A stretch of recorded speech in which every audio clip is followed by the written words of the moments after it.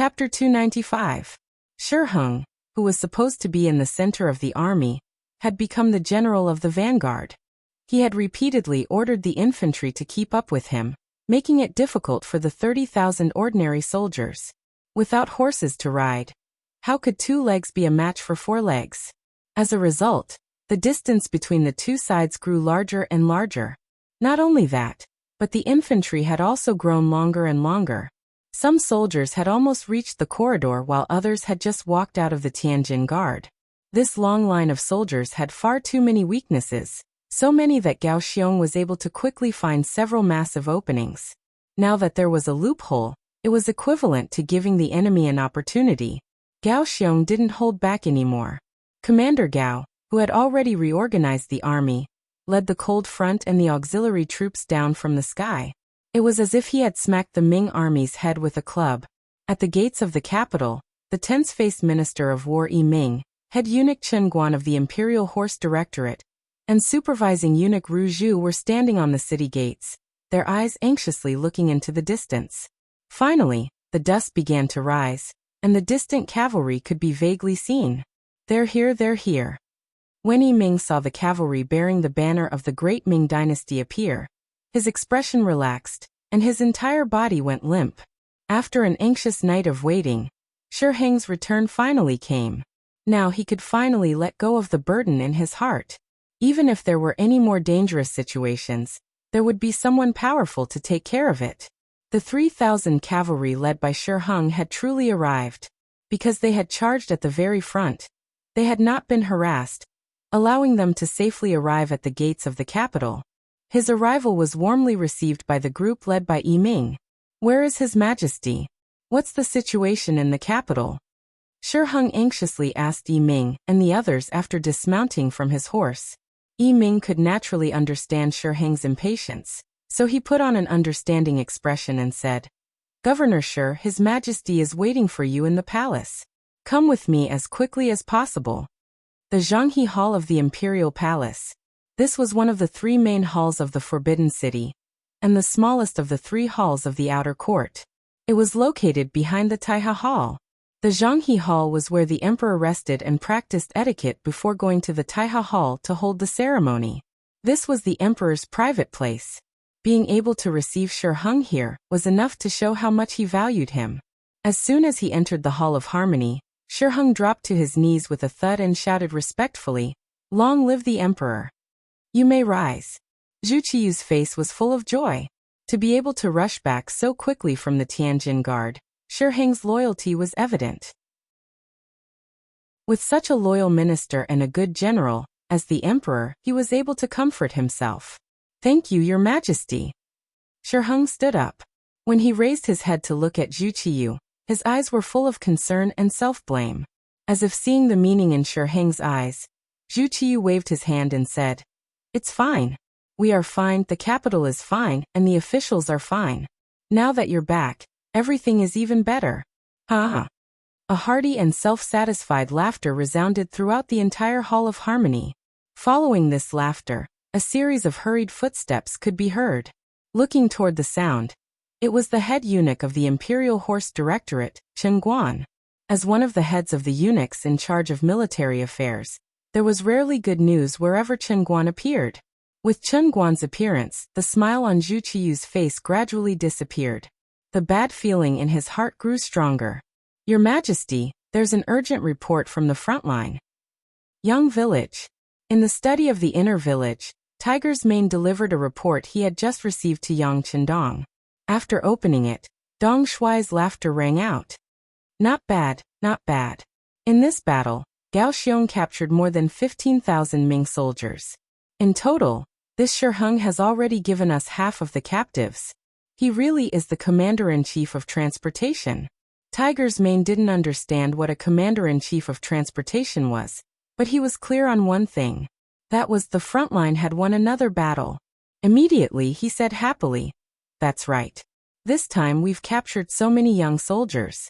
I'm sure the Cold Front's team will be expanded. Expansion is good, but we must pay attention to the quality of the soldiers. How about this? Send an order to Qiqian City, and let the instructors there pay attention to increasing the loyalty of the soldiers. Also, the cold front's assessment cannot be the slightest bit careless. It's better to have nothing than to have something substandard. The use of the phrase, "it's better to have nothing than to have something substandard," was enough to show the high standards and strict requirements that Yang Chendong had for the cold front. In Yang Chendong's heart, the cold front had always been the most elite. He wanted to use this army to conquer the world. Since this was the case, they couldn't have too many soldiers. Otherwise, it would be difficult to provide for them even if they had great financial resources. This required them to be few but good. This way, they could use the least amount of effort to leverage the greatest benefits. In reality, ever since the cold front had been established, it had never disappointed Yang Chendong. Just like this time, when they disguised themselves as Japanese soldiers, Gao Xiong had clearly written in the report that the cold front had no casualties. Only 20 or so auxiliary soldiers had died and 300 or so were injured. With less than 400 casualties, they were able to capture more than 25,000 Ming soldiers and take away more than 20,000 civilians near the Tiananwei port. Naturally, part of this was due to Shi Heng taking credit for himself and Zhu Qiyu's careless command. However, Lung Feng's own strength also played an important role. It was because they were the leaders and the core that they were able to achieve victory. This was the meaning of being an elite. On the other hand, if the cold front was mixed with sand and couldn't become the elite of the elite, how could they achieve great things? Therefore, the phrase "it's better to have nothing than to have something substandard" was extremely appropriate. Tiger's Mane, who had always regarded the sixth young master's words as the truth, immediately agreed and went out to spread the news. After Yang Chendong was left alone in the study, he slowly sat down on a chair. Then his gaze fell on the map on the wall. It was the location of Japan. Through his gaze, he seemed to have slowly penetrated the map. Not long after, he could see the inspiring scene of a bright 5-starred red flag being placed there. In the palace, Chen Guan knelt on the ground and reported that the army was attacked when they returned to the capital and suffered heavy losses.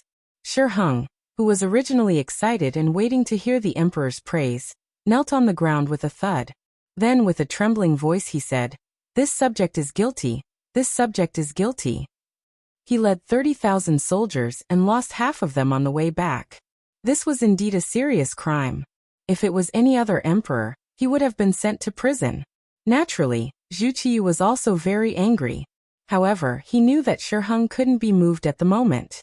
Without a general at his disposal, if this person committed a crime, he would face a situation where there would be no general at his disposal in the event of a crisis. Forget it. Governor Shi was just anxious to save the emperor. Zhu Qiyu was very dissatisfied, and then spat out these words. He didn't mention his beloved subject, but directly said that Governor Shi had seen Zhu Qiyu's dissatisfaction. How could Shi Heng not hear it clearly? He knew that he had committed a grave mistake. At once, he kowtowed to the ground again and said, "Your Majesty, this subject requests to atone for his crime by performing meritorious deeds. This subject will definitely find the main force of the Japanese army and fight them to the death. We will rescue the prisoners and show the great Ming dynasty's courage." "Good. Since that is the case, I will allow you to atone for your crime and perform meritorious deeds. I hope that this time, you can bring me good news. Go." Zhu Qiyu, who was somewhat disheartened and disappointed, forced himself to be spirited and said. However, he was actually very depressed. Why was it that after he became the emperor, things kept happening one after another? Moreover, there was nothing that went his way. This time, the new army had suffered such heavy losses. He was afraid that it would take some time for them to recover, right? What if he hadn't chosen Shi Heng to be the general, and had instead chosen Yang Chendong to be the commander-in-chief? Would there have been a different ending? However, just as he thought of this, Zhu Qiyu shook his head and rejected the idea. Yang Chendong's thoughts were difficult to deal with. No matter what, he couldn't give too much power to a subject that he couldn't completely trust. Otherwise, he would be unable to eat or sleep in peace. If that really happened, he would be reaping what he had sown. Shi Heng left the palace and searched for the whereabouts of the main force of the Japanese army with Minister of War Yi Ming and Imperial Horse Directorate head eunuch Chen Guan. However, before they could investigate anything, news came from the Tianjin Ministry of Defense. It said that a large number of Japanese troops had suddenly entered the Tianjin port and left by boat. A rough estimate put the number of troops at around 30 to 40,000. Where did so many Japanese troops come from? After hearing the news, Minister Yi Ming's face was filled with shock. He didn't think that those people were actually his own soldiers who had been captured. However, the shock only flashed across Shi Heng's face for a moment. Then he said excitedly, "Good, so many enemies have left. This time, there shouldn't be many Japanese troops left in our great Ming dynasty. I suggest that we immediately send people to secretly investigate their whereabouts. Once they are found, the army will surround and suppress them. No matter what, they can't be allowed to cause any more trouble." Agreed. Minister of War Yi Ming and Imperial Horse Directorate head eunuch Chen Guan both nodded in agreement. After the three of them reached a consensus, the secret agents in the army, the spies from the Ministry of War, and the experts from the Eastern Faction Guards and the embroidered uniform guards all quietly left the city and began to search for traces of the Japanese army. However, at this moment, Gao Xiong had already left with the main force and the captives through the Tianjin port. However, Nie Tong's figure was no longer on the boat. He was left behind, along with 2 companies of Cold Front's elites. They were following the 6th young master's orders and continuing to stir up trouble in the Great Ming dynasty. In short, they couldn't let Shi Heng and the others rest, and they definitely couldn't give them enough time or opportunity to train a new army. Moreover, as long as there was an external threat, no one would pay attention to them. If there was a critical moment, Nie Tong could still lead the 200 Cold Front elites into the capital to ensure the safety of the 6th young master. Chapter 296. It was precisely because Nie Tong had left the Cold Front with only 200 elites in the area between Tientsin and the capital that they were so capable and vigilant that it was very difficult for anyone to discover their whereabouts. Even if a few lucky spies ran into them, they would be immediately detained and would have no chance to send out any information. In order to achieve the goal of harming the capital, Nie Tong would occasionally bring people out to flaunt their might. For example, they would rob a passing official's caravan or rob a few officials returning to the capital. This caused the entire region to be jittery and the officials and nobles to complain. Batch after batch of spies and even cavalry were sent out, greatly affecting Shi Heng's energy and making it impossible for him to fully devote himself to the matter of forming and training a new army. As a result, before Yang Qindong ordered Nie Tong to stop, the Great Ming military had a lot of energy tied up in this area. The matter of the Japanese army entering the capital caused a lot of discussion among the common people. First, there was Yang Bao's unbridled report. The news of the Great Ming army's great victory was first spread out.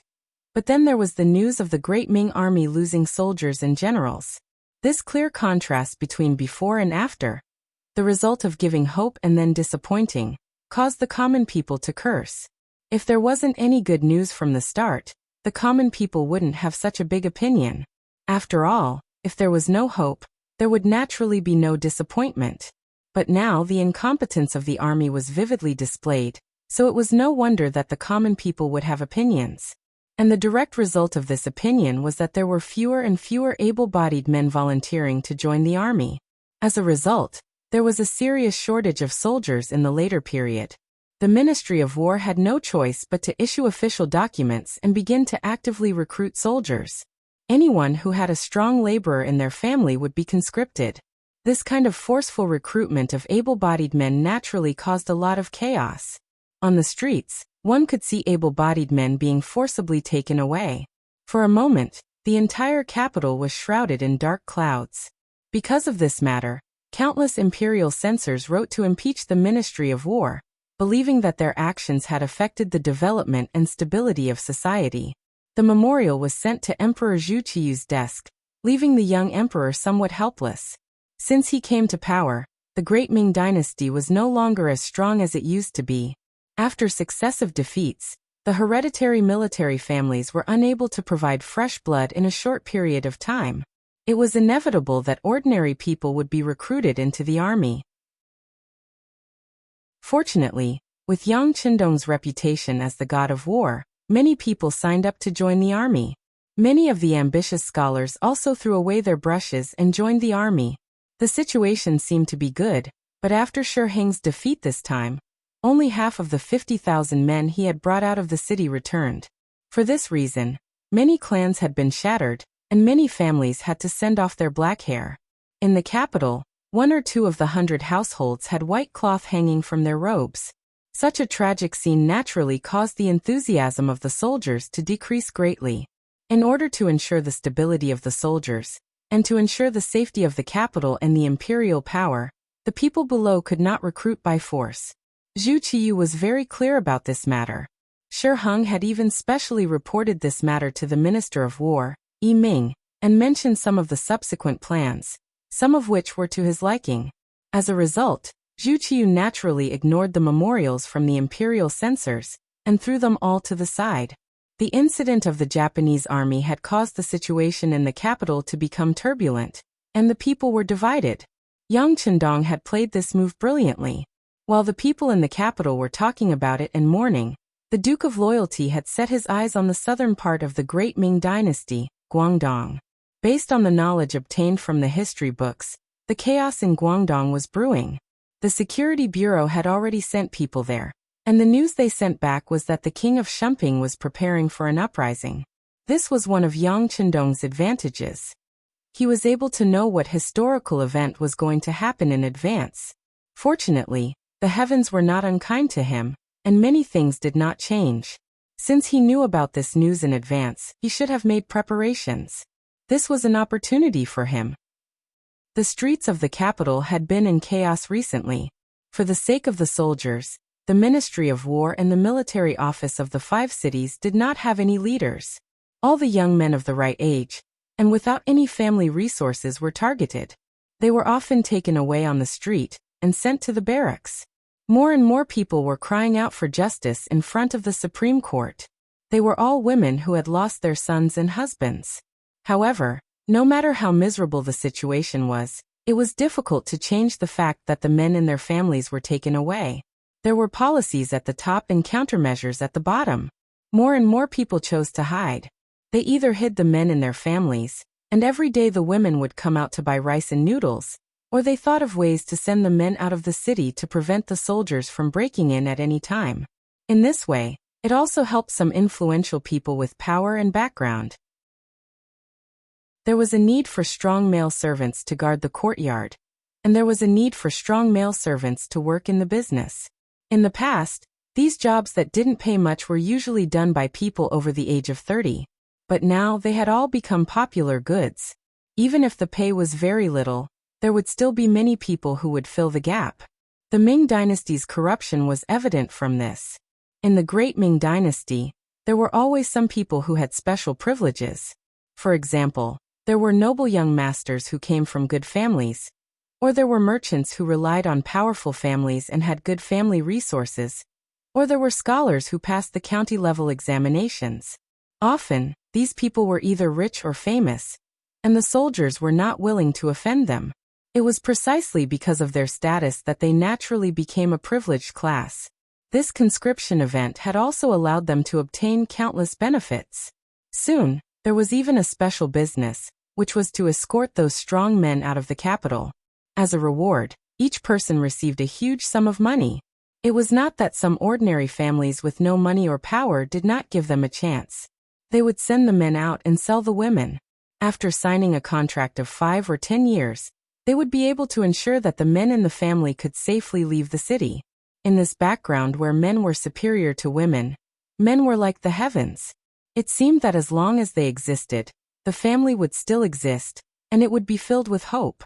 As a result, more and more women sold themselves. There were even some who directly sold their daughters, regardless of how naive they were. They should have been at a carefree age. This chaotic scene made the lives of the people of the capital extremely cheap for a time. Even ordinary households who couldn't afford to buy a servant girl could buy 1 or 2 at a low price, so that they could enjoy being the master of the household, and take on the airs of a master. Outside the Yang family manor, a carriage drove back, followed by a squad of mercenaries wearing camouflage uniforms. But compared to before, there were a few girls who were only 12 or 13 years old or younger in the group. They all had tears in their eyes, and their faces were full of grievances and reluctance, as if they had just experienced some hardships. Even their eyes were less lively and more lethargic. "Hello, Madame Shui."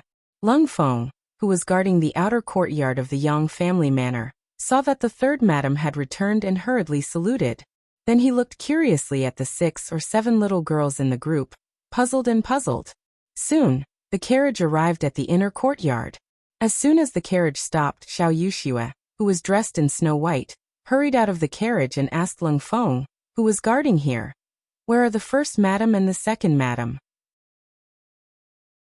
"Third madam, they are watching fish in the backyard," Lung Feng replied in a respectful tone. As soon as he finished speaking, Madame Shui floated past him like a gust of wind. It seemed that she knew some kind of lightness skill that allowed her to fly on water. In the pond in the backyard, bright red koi fish were swimming at the bottom of the pond. Their every move could be seen through the clear water of the pond. When 2 koi fish met, they would make a small splash, which made Hu Yan and Xiao Yin, who were watching from the side, exclaim in joy. Spring was about to pass, and summer was coming. The weather was gradually getting hotter. Yang Chendong ordered some people to catch some koi fish in the pond for the madams to enjoy. Unlike Madame Shui and Madame Xiang, Hu Yan and Xiao Yin had not found what they wanted to do until now. Usually they took turns to take care of the household.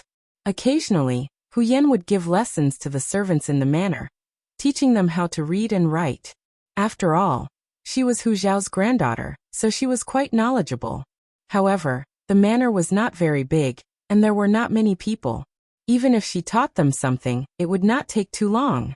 As for taking care of people, there were rules, and everyone was very self-disciplined, so there was really nothing to teach them. As for career, it was not as if the 2 women had not discussed this issue. Second Madame Qiaoyin had also thought about it. Since childhood, she was used to following the 6th young master. As long as she could stay by his side, she did not have any other skills. Taking care of the young master's basic necessities of life was enough. Originally, Huyan also wanted to talk about the matter of taking care of the household. However, after a long time of contact, her relationship with Qiao Yin was very good. In addition, this woman never fought for anything, so as the first madam, she naturally could not talk about the matter of taking care of the household. Later, she thought about how she had read some sages' books, so she thought that if possible, she could go to the academy to help. It could be seen that although the Yang family's academy was not large, 6th young master was still very attentive. He even took the initiative to take on the responsibility of being the head of the mountain. Logically speaking, with Yang Chendong's current status, he could have invited a great scholar to take on this position, and it would have been better for the outside world. However, he did not do that, but took on the heavy responsibility, which showed how much importance he attached to it. For this matter, Huyen had also mentioned it to Yang Chendong. In this regard, the 6th young master naturally did not care about it. With his wealth, it was naturally not a problem to support the madams, but if they wanted to do something, he would certainly support them.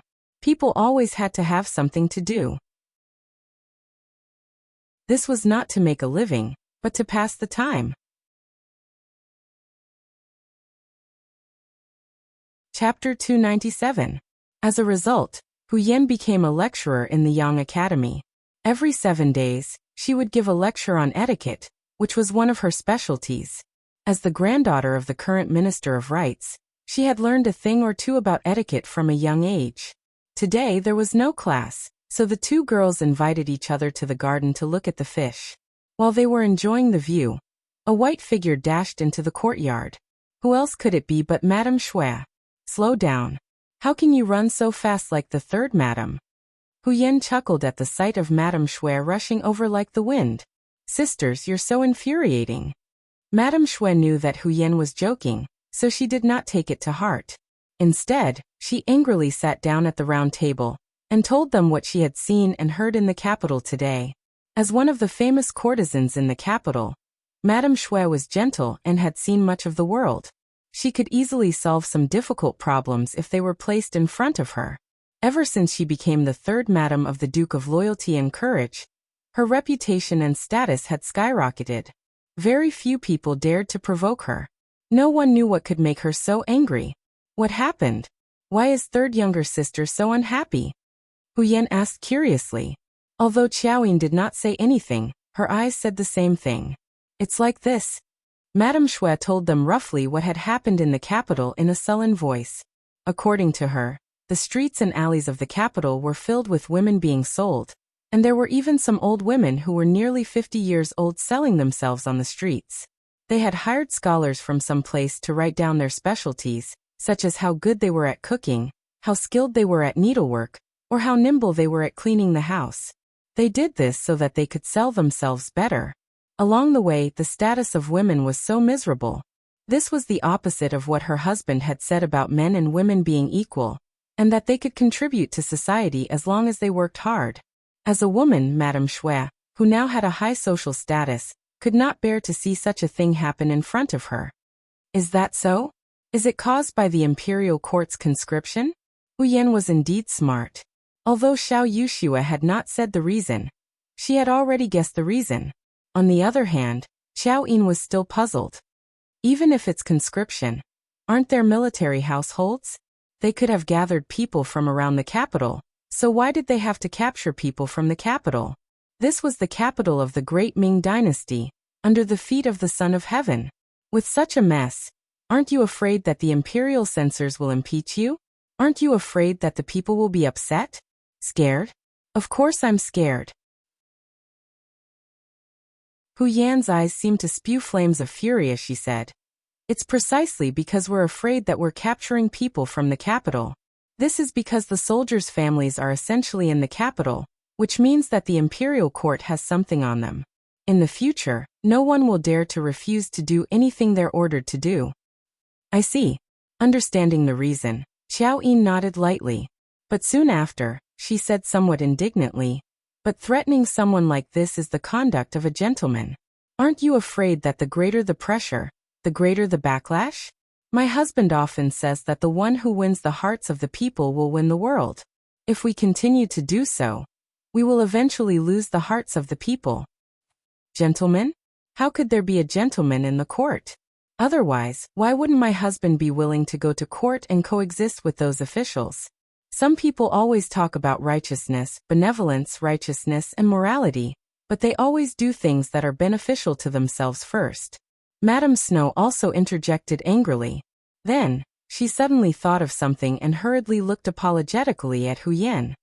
Big sister, that's not what Yuxue meant. It's fine. Huyen shook her head with a magnanimous smile.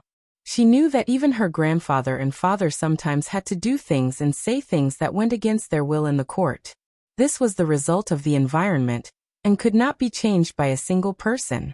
As if Madame Shui's criticism of those officials had implicated first Madame Huyen, the atmosphere in the rear garden became rather awkward.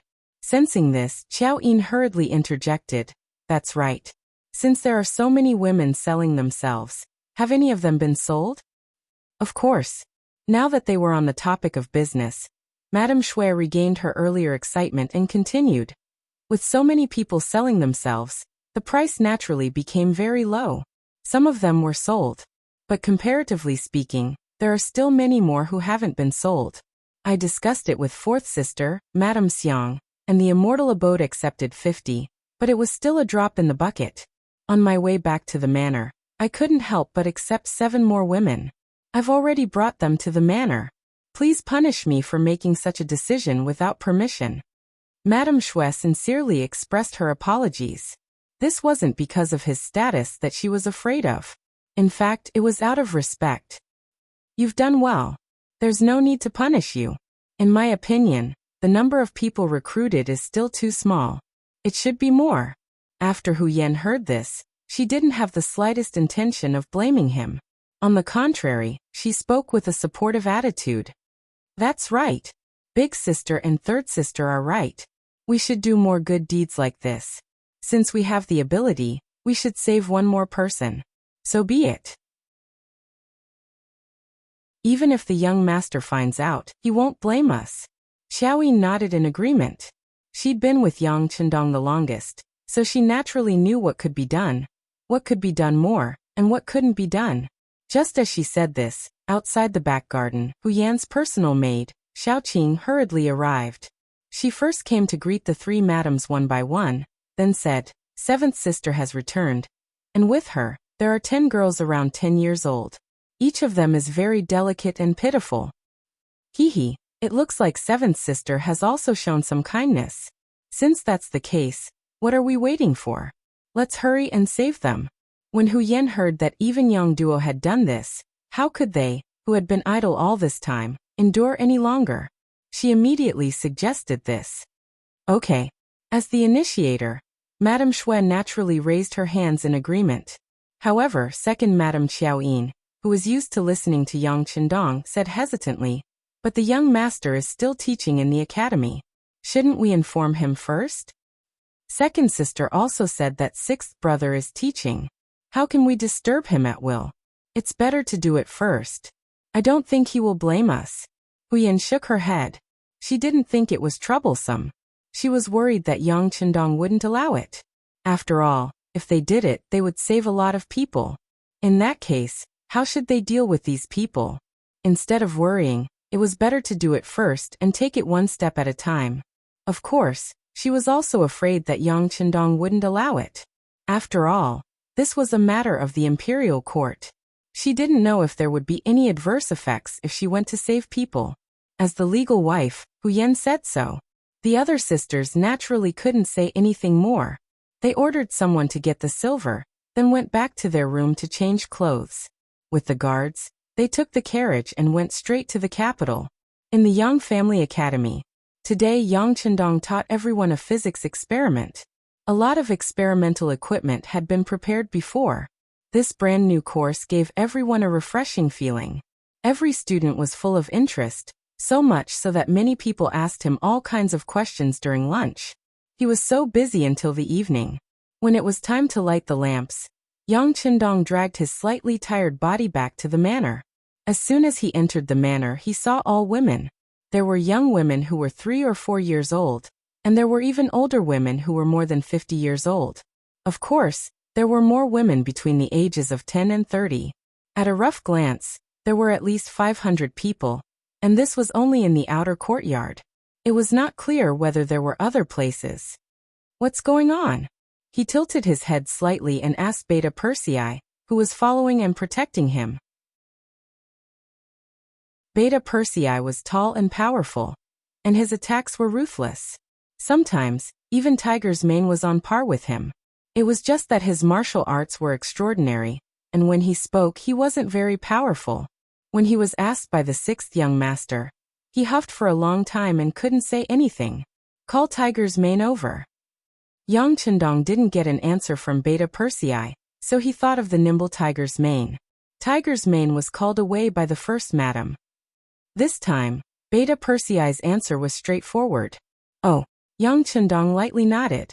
Tiger's mane was someone by his side, and usually he didn't listen to him.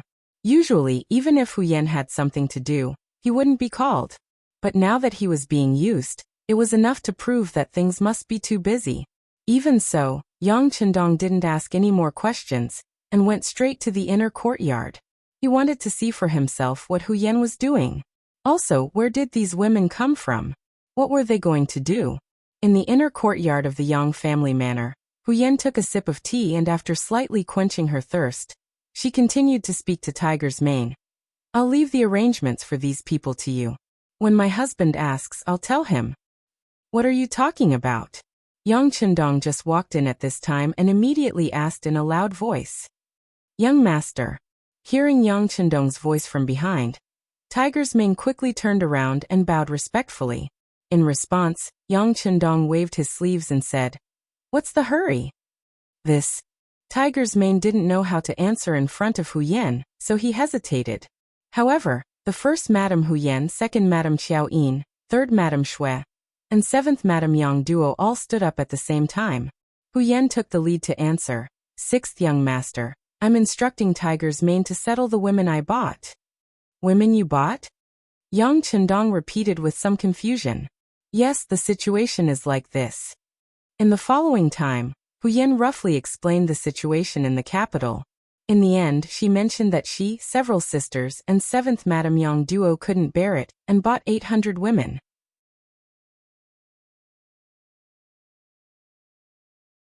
Chapter 298.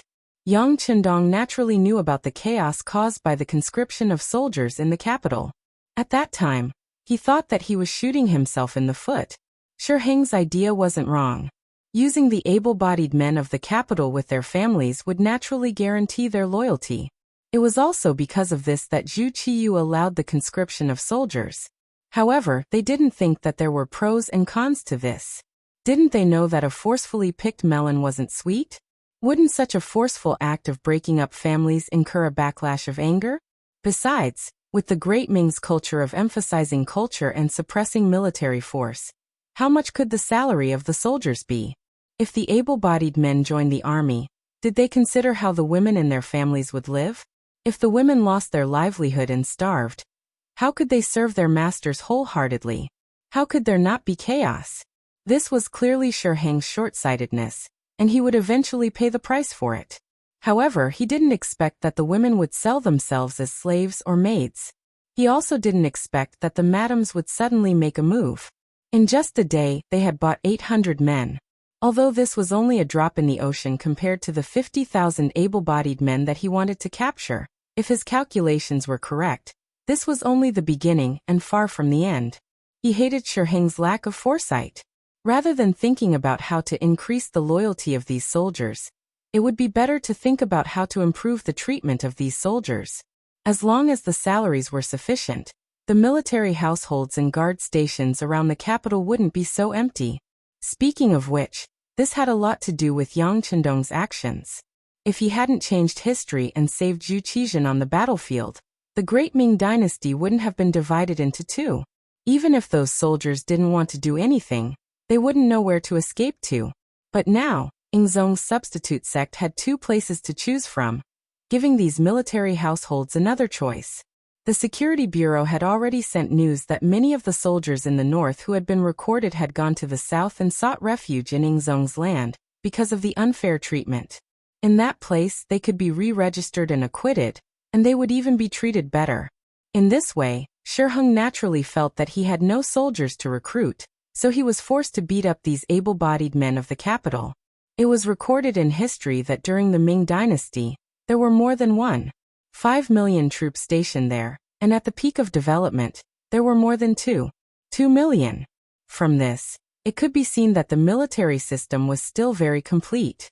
This also made it so that the Great Ming Dynasty did not have to worry too much about military resources. But now, under the rule of one country and two emperors, the military could run around at any time without suffering any punishment, which led to all kinds of unexpected situations. This accident eventually implicated Yang Chendong, who had changed everything. When he looked at the 800 women in the manor, it would be a lie to say that he didn't have a headache. Of course, if these women appeared in Crimson City, there would be no problem in settling them down. Whether it was a garment factory, a paper factory, or a glass factory, they could all be easily arranged. And these people were simply not enough. But in the capital, in the Yang family manor, there were simply too many people. Hu Yan and the others were doing a good deed, so Yang Chendong could not refuse. After all, these were Han people. Even if the madams did not help, Yang Chendong would not leave them in the lurch. Then the problem now was, how should he settle them down? 800 mouths, and this was only the first day. This number might double tomorrow. As for what it would be like in the end, Yang Chendong did not dare to think about it. If these people all relied on him, even if he was rich and overbearing, he would still feel strained eventually.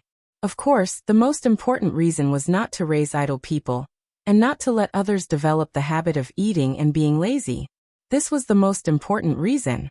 Yang Chendong stood there, and thought for a long time. Hu Yan saw that her husband's expression seemed to be a little uncertain, so she asked softly, "Lu Lang, did I do something wrong? It doesn't matter, I can save my own expenses." "No." Yang Chendong drew a long arc at the corner of his mouth and said with a smile, "How could Yenner be wrong?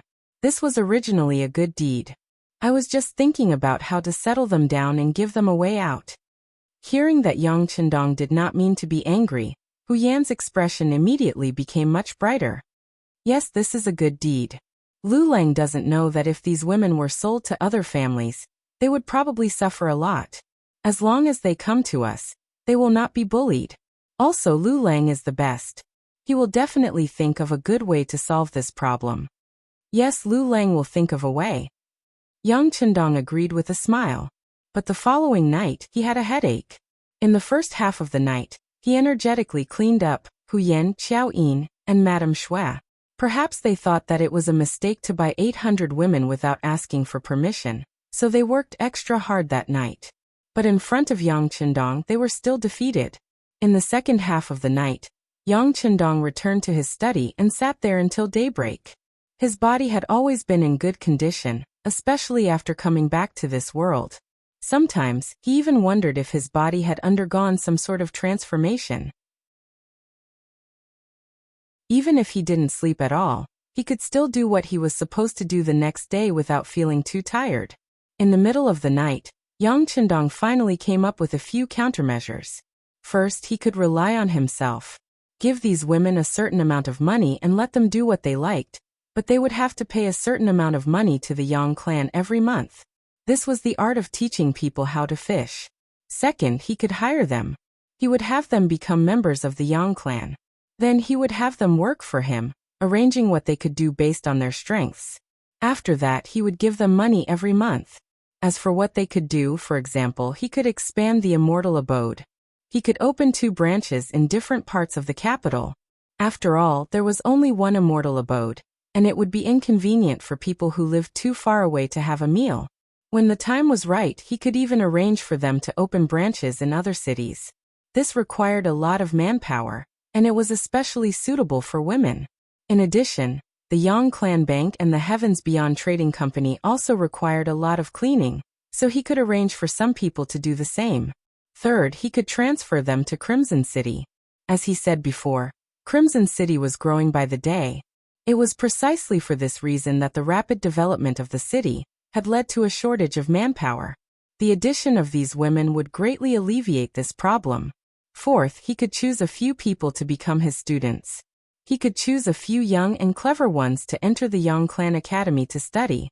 As the Yang Clan grew stronger and stronger, it would naturally require more and more professionals. While he still had some free time, he could teach a few more students. Even if he didn't have the time, he could have his students teach him. If he did well, these people would be loyal and useful, and they would be of great help to him in the future. With these 4 methods, it wouldn't be a problem to take care of the livelihoods of several thousand women. The only difference was that it would depend on what choice they would make. With these 4 methods, Yang Chendong spoke of his idea during breakfast the next day. The only difference was that the 3rd method was to arrange for them to work in another city. He even said that he was preparing to expand his business to the south, and those women would be sent to the south as well. Hu Yan and the other women had always trusted Yang Chendong without any reservations. Reality had proven that whenever he did something, he would never make a mistake. Hearing that there was a solution to the problem, they naturally agreed without much consideration. Then, they began to chatter about how they would go to the city to save more women after breakfast. In the capital, because of the matter of conscription, tens of thousands of able-bodied men were captured, and the direct result was that even more women were forced to sell their bodies. Some of them truly didn't know how to live without men. This was naturally a habit formed by the superiority of men over women. The women were busy with the household chores, and without a man, they didn't know what to do. Even the most basic of scheming was difficult for them. There were also some who originally had some ability, and their men had not been captured. They had sacrificed themselves for several years, perhaps even longer, just so that they could sell a few taels of silver so that their husbands could leave the capital with enough money for their travels. But no matter what the reason was, on both sides of the street, there were women selling their bodies. This scene was seen clearly by the officials participating in the morning court session. The soft-hearted sighed, the hard-hearted turned a blind eye, and there were also some righteous people who thought about how to express their views on this matter in the morning court session, to see if they could persuade the emperor not to conscript soldiers in the capital. But no matter what they thought, there weren't many officials who truly wanted to resolve this matter. Firstly, their conditions were limited. Even if they wanted to help, they couldn't help too many people. Secondly, no one wanted to be the first to stand out. Many of their colleagues and officials didn't help. If you acted first, it would show that you were capable. This was the easiest way to make others feel annoyed. And it was very likely that you would be isolated and ostracized. And the more there was no one to help, the more unusual the actions of Hu Yan and the other women were. Yesterday, when these women wanted to save a few more people, they also made some selections, such as good-looking, young, and healthy. But today they simply pointed at a large group. For example, they recruited all the people on this street, and there were hundreds of them at once. Hu Yan and the others didn't even blink their eyes. In the imperial court, as Zhu Qiyu sat on the dragon throne that showed the dignity of the emperor, a day's court session began. The first to report was naturally the commander-in-chief, Shi Heng, the Marquis of Wuqinghao. He first reported to the emperor about the recent situation of the recruitment, saying that everything was going well. Then the Minister of War Yiming stood up, saying that the new recruits had been registered, and there were some good seedlings, healthy, young and strong soldiers, and so on. He also said that if everything went well, the army could be basically formed in a year or 3 months for the emperor to use.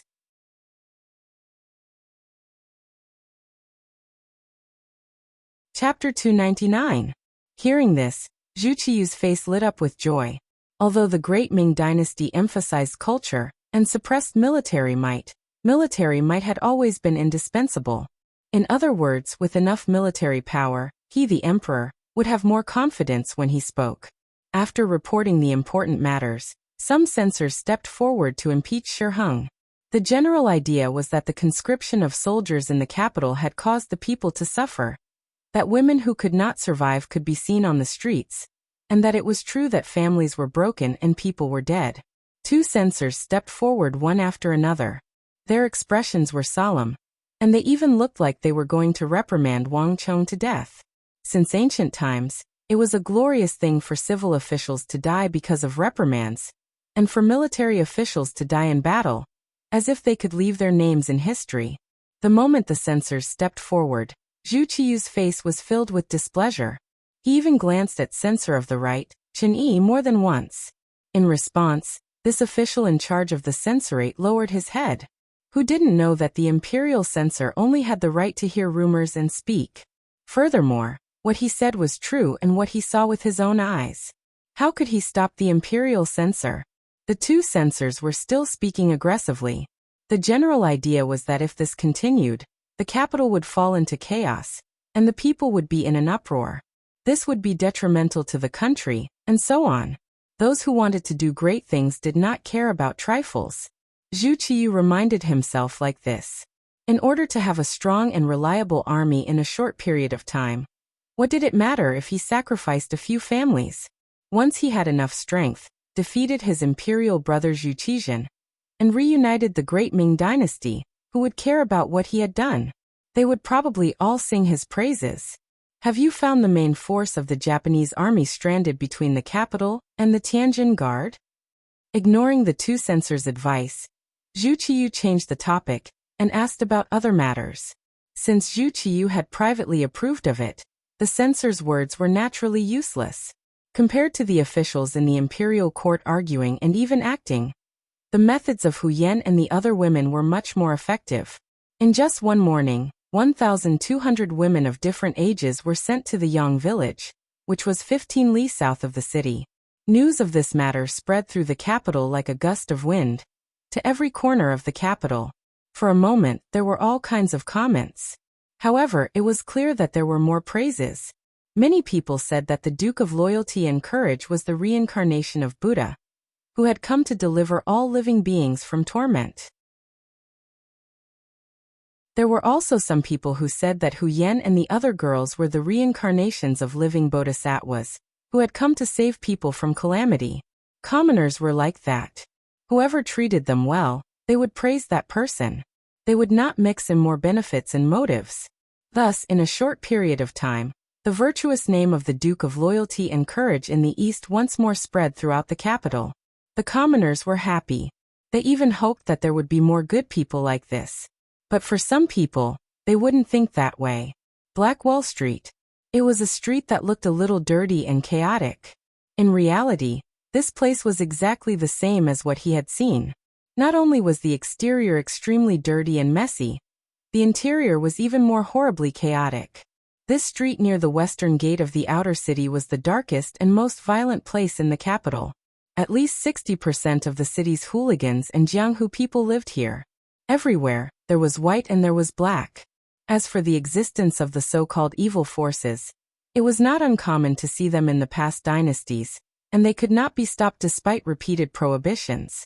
It seemed that in history, except for the great people who had cracked down on prostitution, gambling, and drugs at the beginning of the country, these dark things existed everywhere. Black Wall Street was a place where all these dark sides were gathered together. Jianghu people were everywhere here. Many criminals wanted by the government were also hiding here. Most of them had several murder cases on their backs.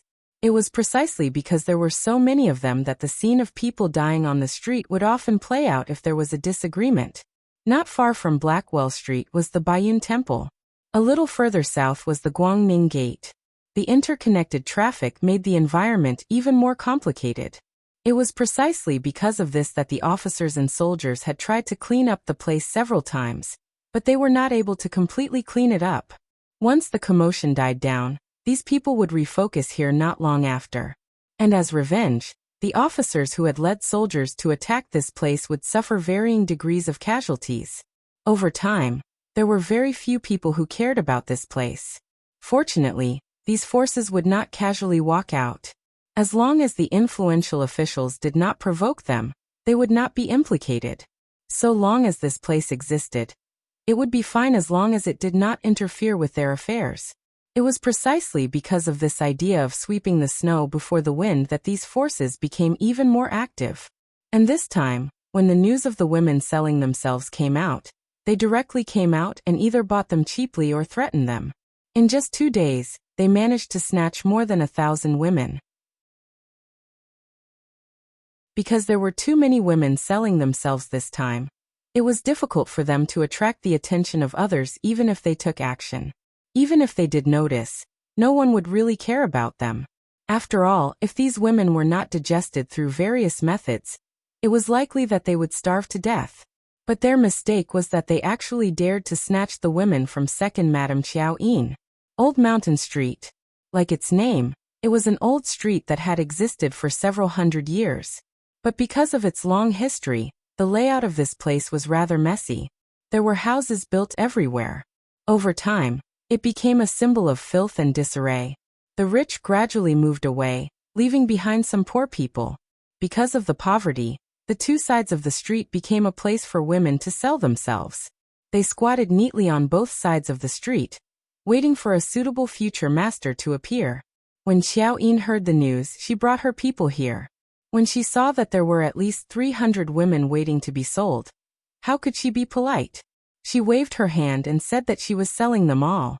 She had them come to her place to register. Then she gave them the money and signed the contract to sell themselves. This was already the 3rd time Xiao Yin had done this. She had done it twice in the morning and saved over 200 women. This time there were slightly more people, so it was likely that this would be the last transaction for the day. The 300 people lined up one by one. It was not that fast, but it was still possible to complete the transaction in an afternoon. But just as these women were lining up, a group of fiendish men suddenly appeared behind them. It was only the weather of May. All of them were topless, holding swords, spears, clubs, and other weapons that could kill people as they walked over in such a brazen manner. It's people from Blackwell Street. As soon as they appeared, a woman who was familiar with the situation cried out in alarm and quickly ran towards Xiao Yin. The originally orderly formation instantly became chaotic. What's going on?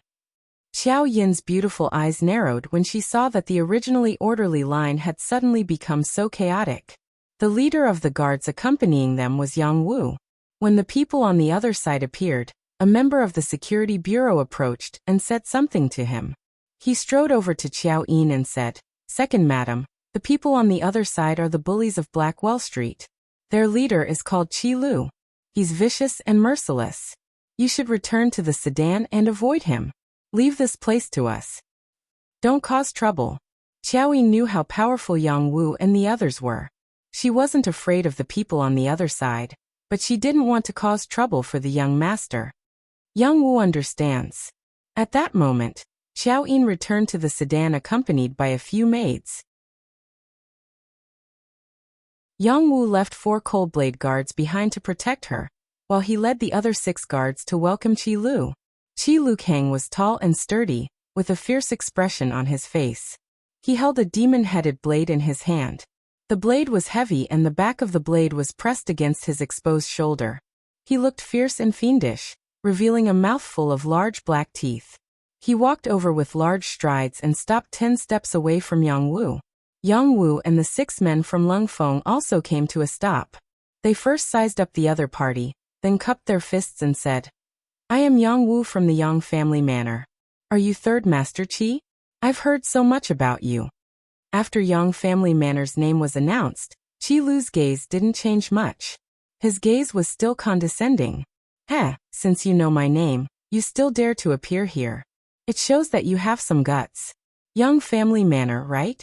It's the land of the Duke of Loyalty and Courage. Fine, since that's the case, I won't bicker with you about your impudence. How about this, you can quickly leave.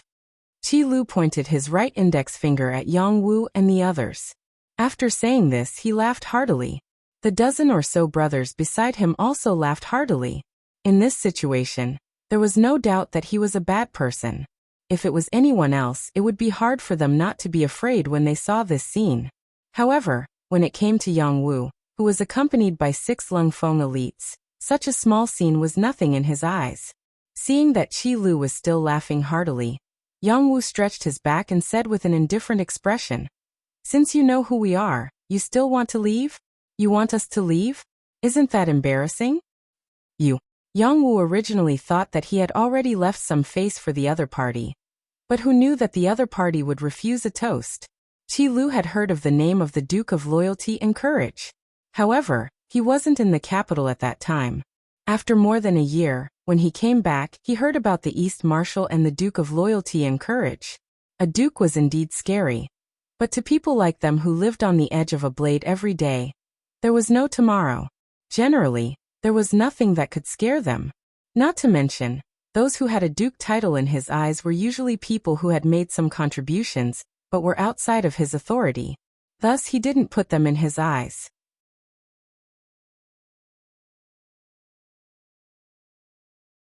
Chapter 300.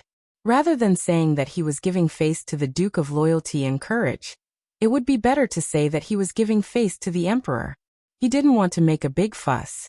However, he had already given them a way out, but they didn't want it, so they couldn't blame him. As far as Qi Lu was concerned, the only people who could make him obediently give face to were his eldest brother and second brother.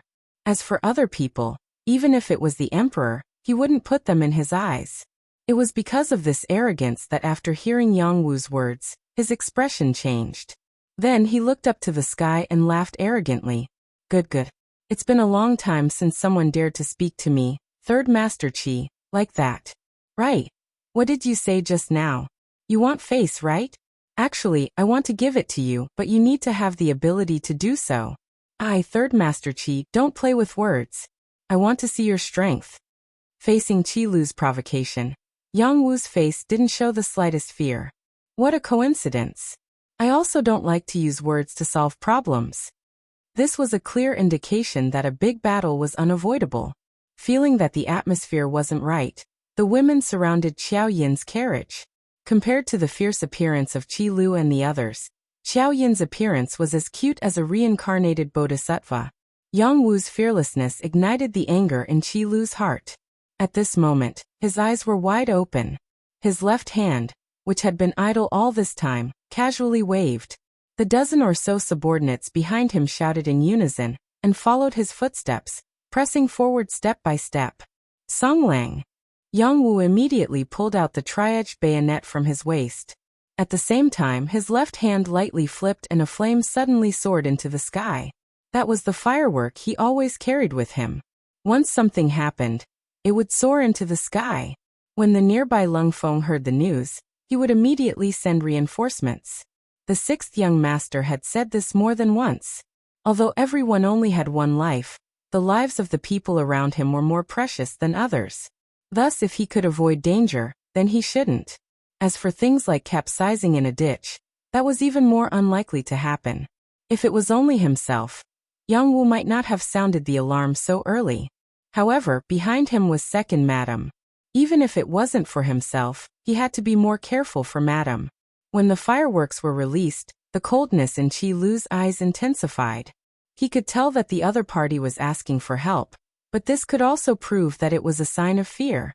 Not to mention, he was confident that he could defeat the 7 people in front of him within a few moves. The dozen or so people who came with them were all criminals with murder cases on their backs. How could they be scared by a few servants and soldiers? A cold smile flashed across his face as the ghost head blade on his shoulder appeared in his right hand.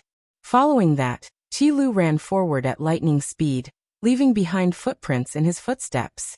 Along with the rise and fall of his huge body, it seemed that every time his feet landed on the ground, there would be a loud thud. Qi Lu moved, and Yang Wu also brandished his tri-edged bayonet, which was shining with a cold light, and rushed forward.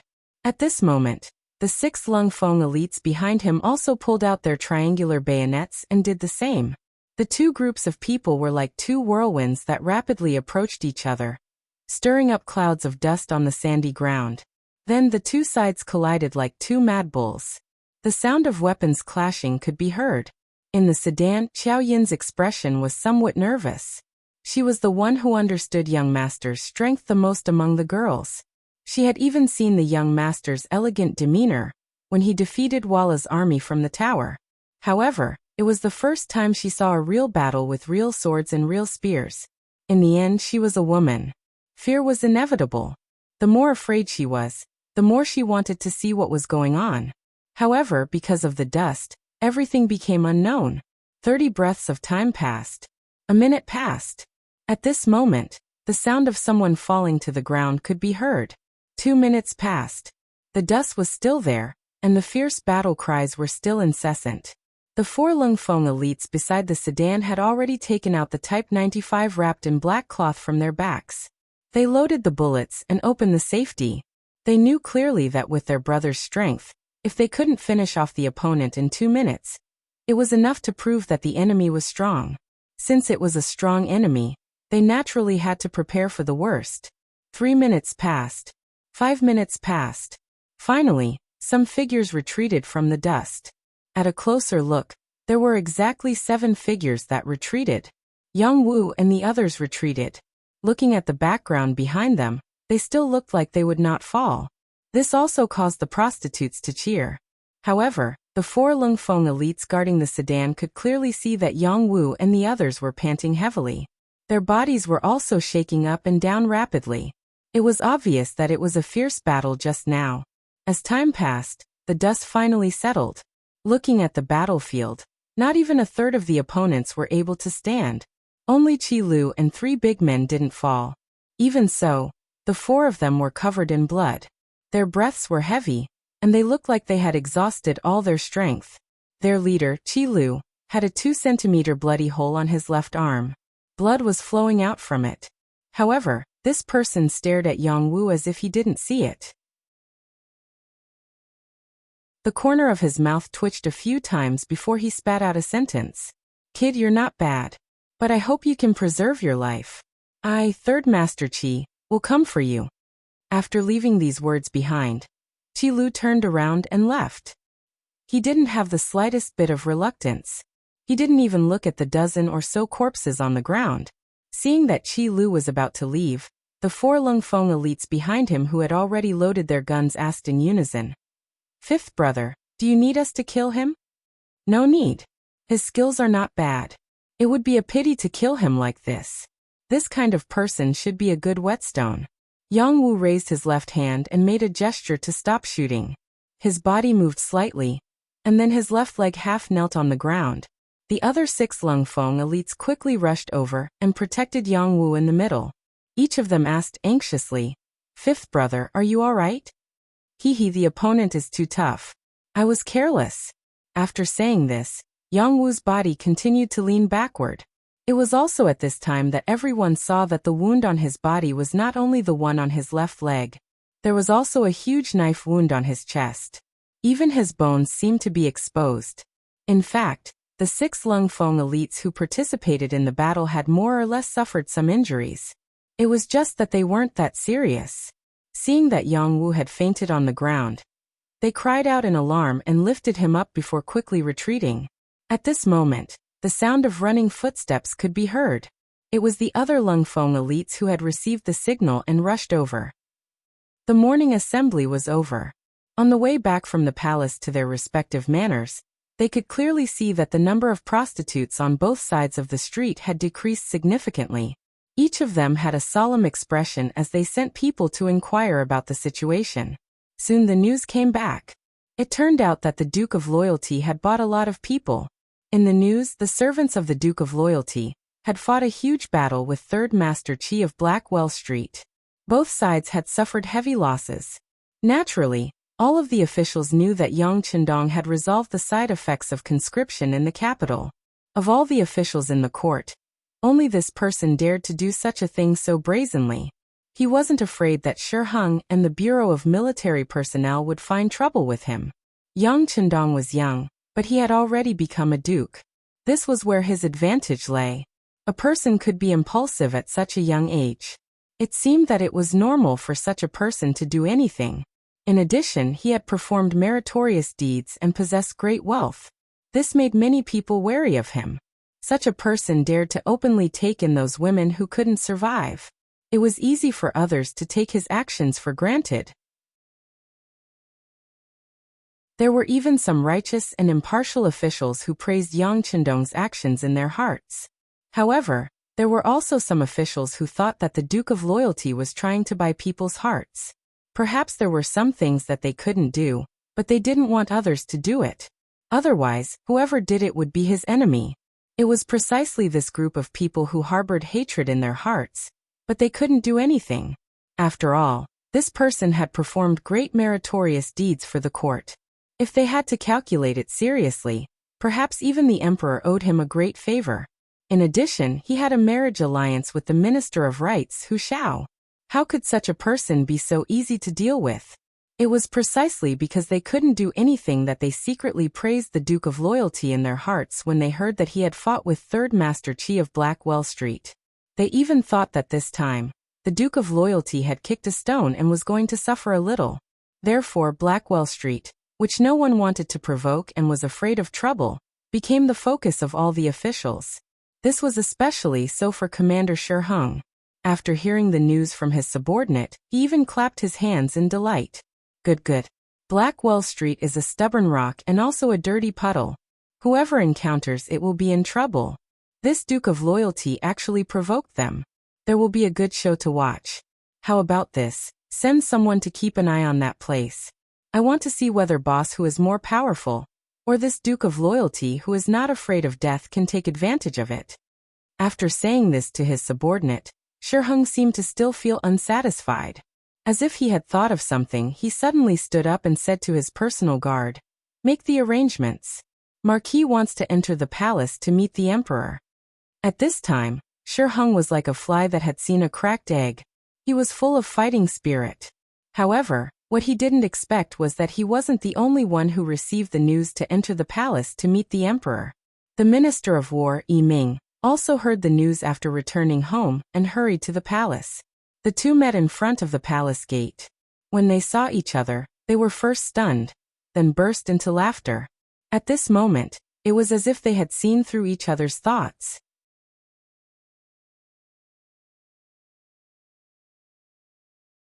Chapter 301. In the main hall, Zhu Qiyu received two important ministers. He didn't understand why the two ministers would appear together after the court meeting was over. When he looked at Shi Heng and Yi Ming suspiciously, the two ministers said in unison, "Your Majesty, the opportunity has come." The opportunity had indeed come. Speaking of which, Yang Chendong had indeed made great contributions. But because his contributions were so great, it was a bit of a shock to the emperor. Any wise and ambitious emperor would not allow his ministers to make too great a contribution. This kind of existence that could threaten the imperial power at any time would always make people unable to sleep and eat in peace. Usually, the way to solve such a problem was to get rid of the great contributor. Only in this way could one really sleep soundly.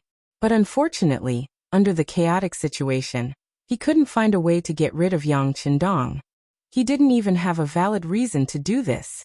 Of course, Zhu Qiyu hesitated because the relationship between the Duke of Loyalty and the mercenaries was very good.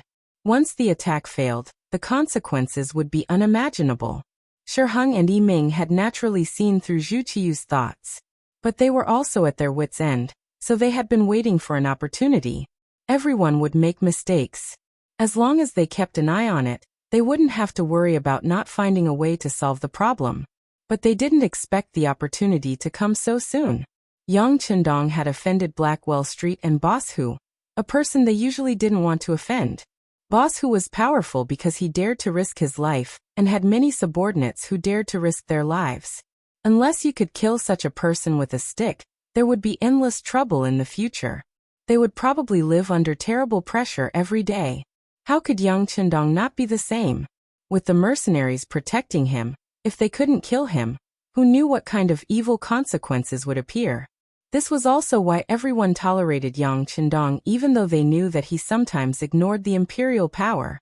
And now, these two ferocious tigers had actually collided, which undoubtedly became an opportunity to tamper with the situation. If it was done well, there would be no problem for both sides to suffer. When faced with an opportunity, a wise man would naturally seize it. When Yi Ming and Shi Heng talked about the opportunity, they were naturally referring to the opportunity to get rid of Yang Qindong. Not only could he kill someone, but he could also frame Big Boss Hu and make the higher-ups of the mercenary army helpless. How could he not cherish this method of killing two birds with one stone? While Zhu Qiyu was still sitting on the dragon throne, thinking about what an opportunity was, Shi Heng and Yi Ming gave her a general idea of what had happened. Seeing the excitement on the faces of the two important ministers, Zhu Qiyu finally understood that the opportunity to deal with Yang Qindong had come. As for Yang Qindong, it was just as the officials had guessed. Zhu Qiyu already had the intention to kill him. This person's merits were so high that he could shake the emperor. Zhu Qiyu naturally did not want to let go of the opportunity to eliminate him. In history, such meritorious officials did not know who they were. For example, during the Qin Dynasty, Lu Buwei was called Second Father, and was forced to commit suicide. Li Mu defeated the Xiongnu and returned to the Qin Dynasty. He used a scheme to sow dissension, and was killed by King Zhao. Han Xian, Peng Yu Ingbu and others were all killed by Liu Bang. The ancient king was called Gu, which meant that he was lonely. It meant that his good friends who had helped him were all dead. Only when the king was lonely would his position be more stable. Zhu Qiyu was now practicing the art of the emperor. Naturally, he had long known that Yang Qindong's existence was a threat. Often, even if such a person did not have the intention to rebel, once his subordinates were put on the emperor's robe, who knew what would happen?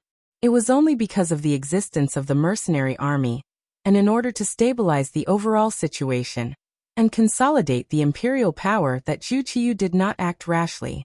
Fortunately, he was still young. Even if he waited, there would be many opportunities. Wasn't that right? Now the opportunity had come.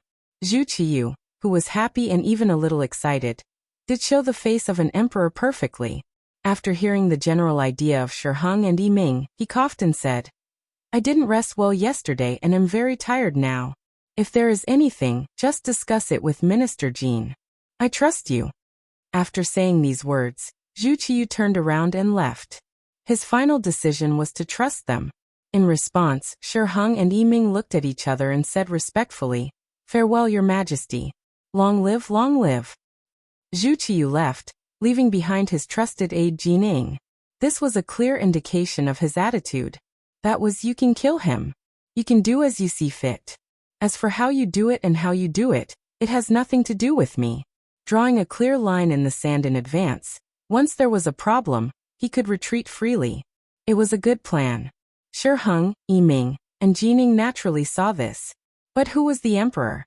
Originally, he could say whatever he wanted with the word official.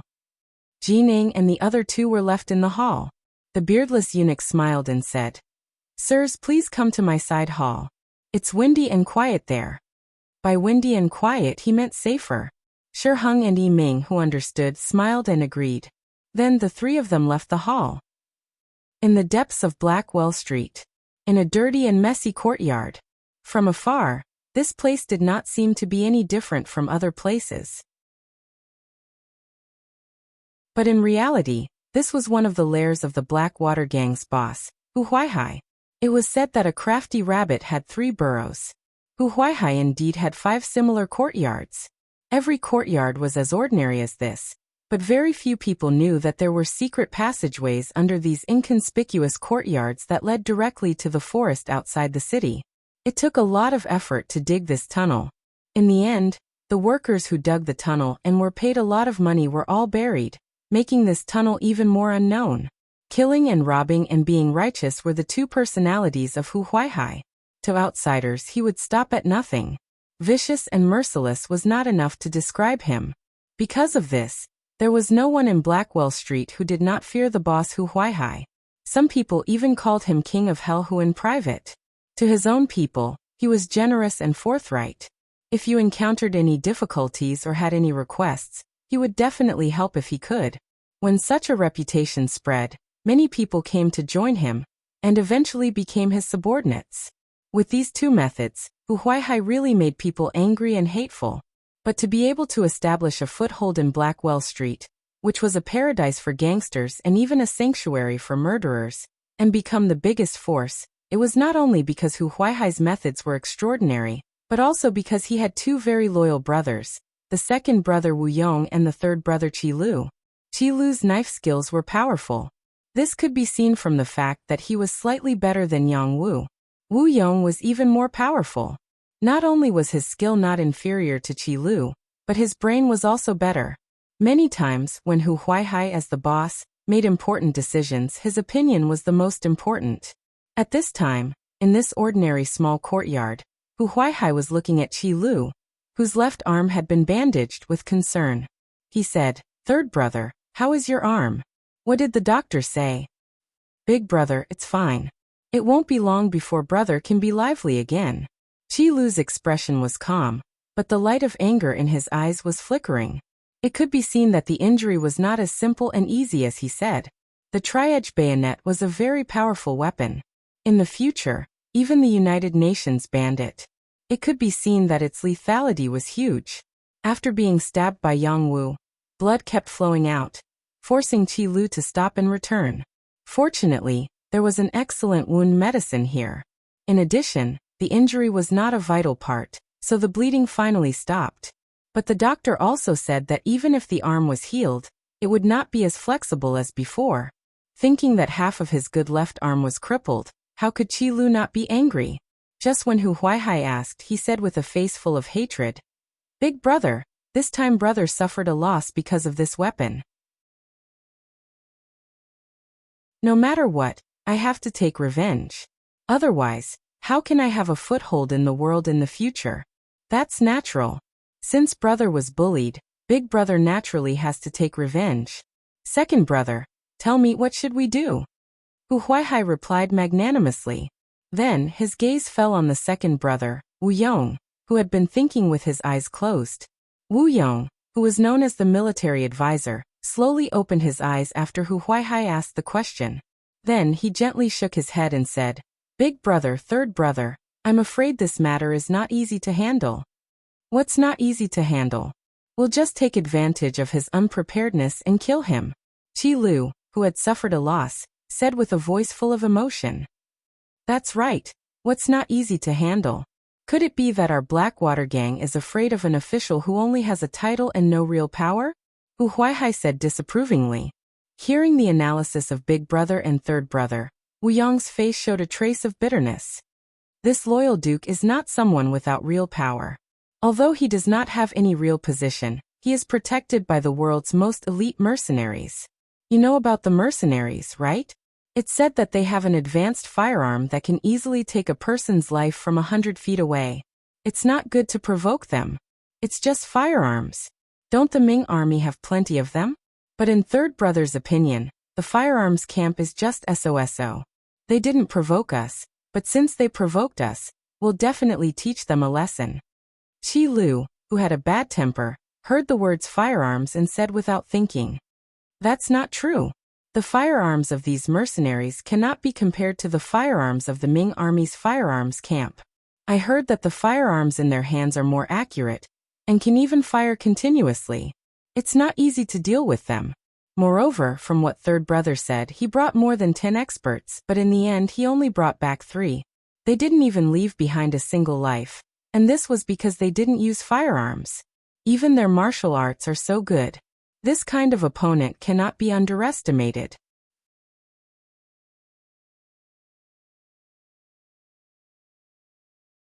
Chapter 302.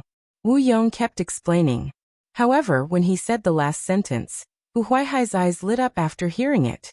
Haha, second brother said that we can't underestimate them. That means we can still deal with them, but we need to plan carefully, right? Is that so, second brother?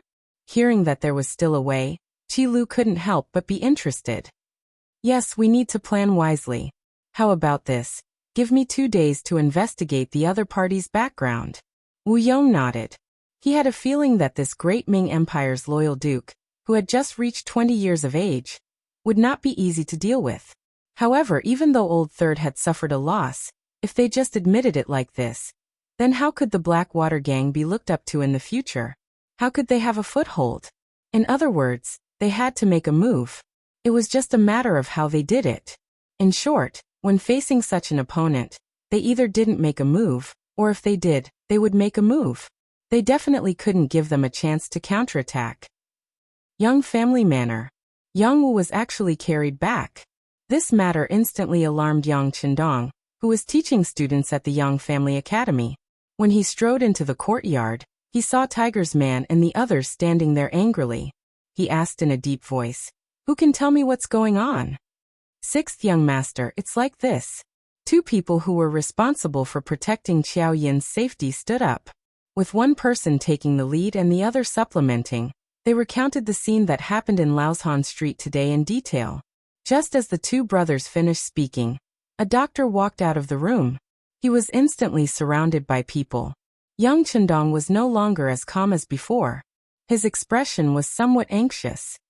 "Dr. Li, how is it?" This physician Li was a renowned figure in the capital. Seeing that the Duke of Loyal Courage was personally asking him, he didn't dare to be negligent. "Greetings, Duke Yang. Yang Wu's body is fine. He's just bleeding a little. Moreover, the injury has avoided the important parts. He just needs to rest for a period of time to recover." Upon hearing that Yang Wu's life was not in danger, Yang Qindong let out a long sigh of relief. "Beta Persei, arrange for someone to send Dr. Li back to the city and triple the consultation fee." "Oh, you're too polite." Dr. Li was flattered after listening to Wang Yao. However, Yang Qindong carried it out and cupped his hands in greeting. The other party politely returned the greeting, and then left satisfied. After the doctor left, Beta Persei quickly rushed back. At this moment, he saw Yang Qindong listening to Yang San, the deputy director of the Security Bureau, giving a detailed report about Haging Street and the Blackwater gang. "Young master, that's all the information we've gathered. That place is filled with crooks and honest folk, so it's not easy to enter. Every once in a while, Boss Hu of the Blackwater gang would clean up the place.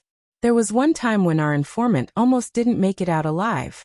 Yang Sen lowered his head as he spoke. The situation of Haging Street was not easy to inquire about because of Hu Huaihai's caution, but more importantly, it was not the focus of the Security Bureau's investigation. It was just a group of Jianghu people and desperados. With the idea of well water not interfering with river water, they only did a simple investigation. Yang Qindong naturally knew this, but he did not say it out loud. After all, the Security Bureau had not been established for a long time, and had limited manpower. The capital was so big that it was understandable that some things could not be investigated clearly. Investigate again. I want to know the details in a day. Since the 6th young master had spoken, Yang San did not dare to be negligent. He immediately agreed, as if he was making a military order. Please rest assured, young master. In less than a day, there will be specific information. In this world, as long as one was willing to spend money, there was nothing that could not be done. Most of those people ran for their lives because of money. If they could be a good rich man, who would be willing to stay in such a place and waste their days? Yang San hurriedly left. Yang Chendong did not choose to wait. Instead, he went into the room and looked at Yang Wu, who was sleeping soundly. Then he called Tiger's Mane and Beta Persei. When they were in the study, he looked at the two with bright eyes and asked, "How is it? Now you know that there will always be someone stronger than you?" "Young master, we were wrong." Yang Chendong's face was stiff, and the two hurriedly bowed their heads and admitted their mistake.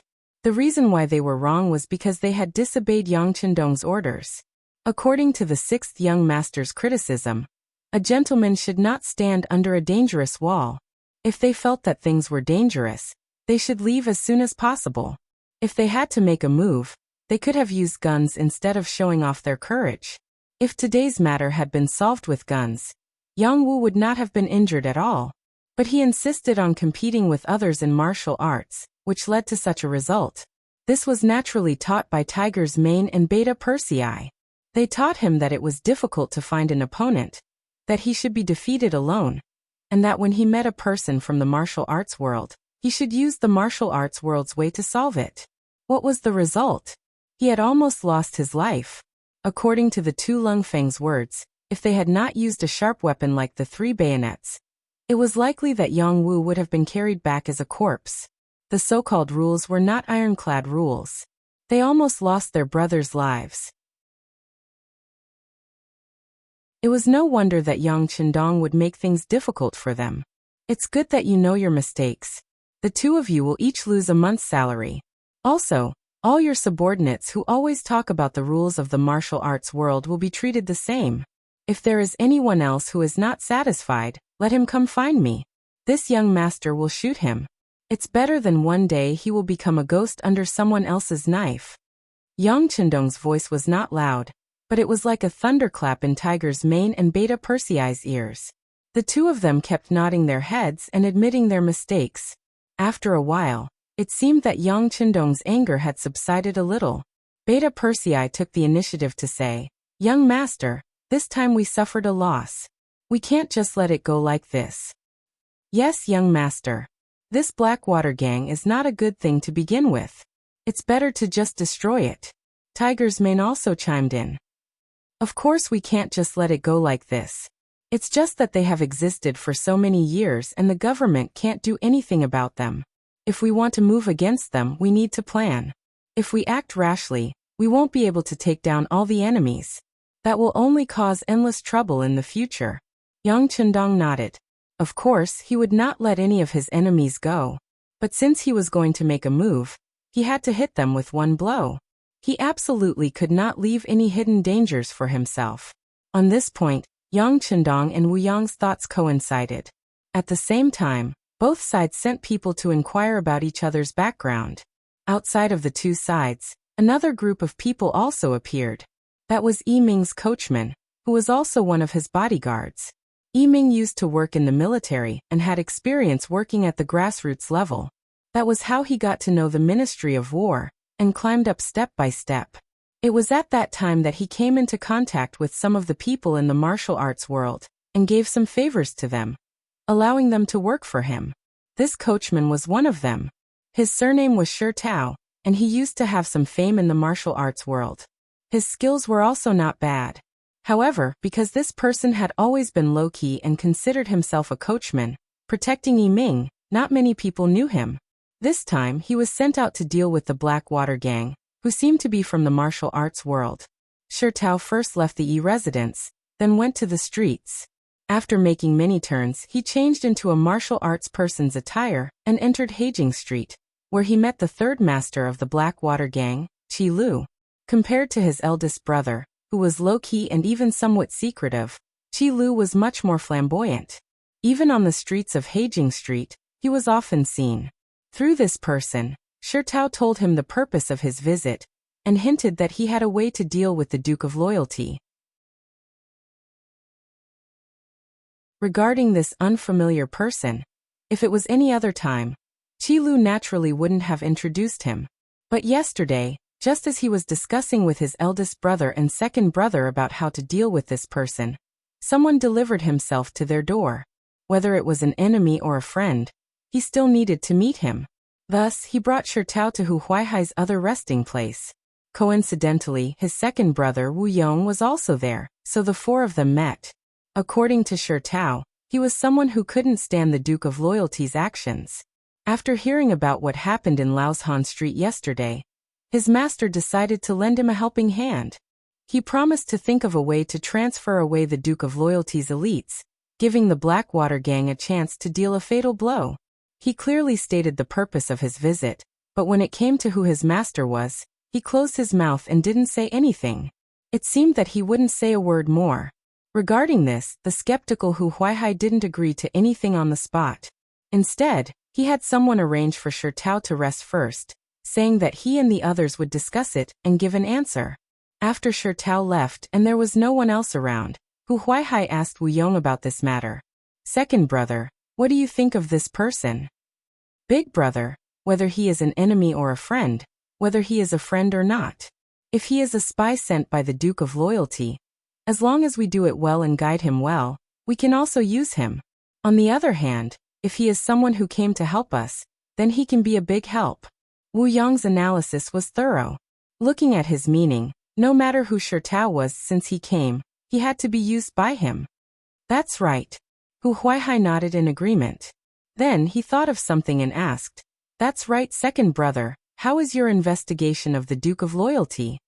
When it came to this question, Wu Yong's expression became a lot more serious. He first looked at his third brother, Qilu, then looked at Hu Huaihai and said, Big brother, this time the idea is really difficult to deal with. In the following time, Wu Yong reported the situation that he had investigated in the evening and the morning. For example, Yang Chendong was quite talented and had a mind for business. He also came from a famous family, and was not careless even when fighting a war. Something about establishing the Yang Bao, creating the immortal abode, sky beyond heaven, and the Yang family bank, and so on. Also, a while ago, Lu San was hired by someone to deal with him, and in the end he was defeated and died.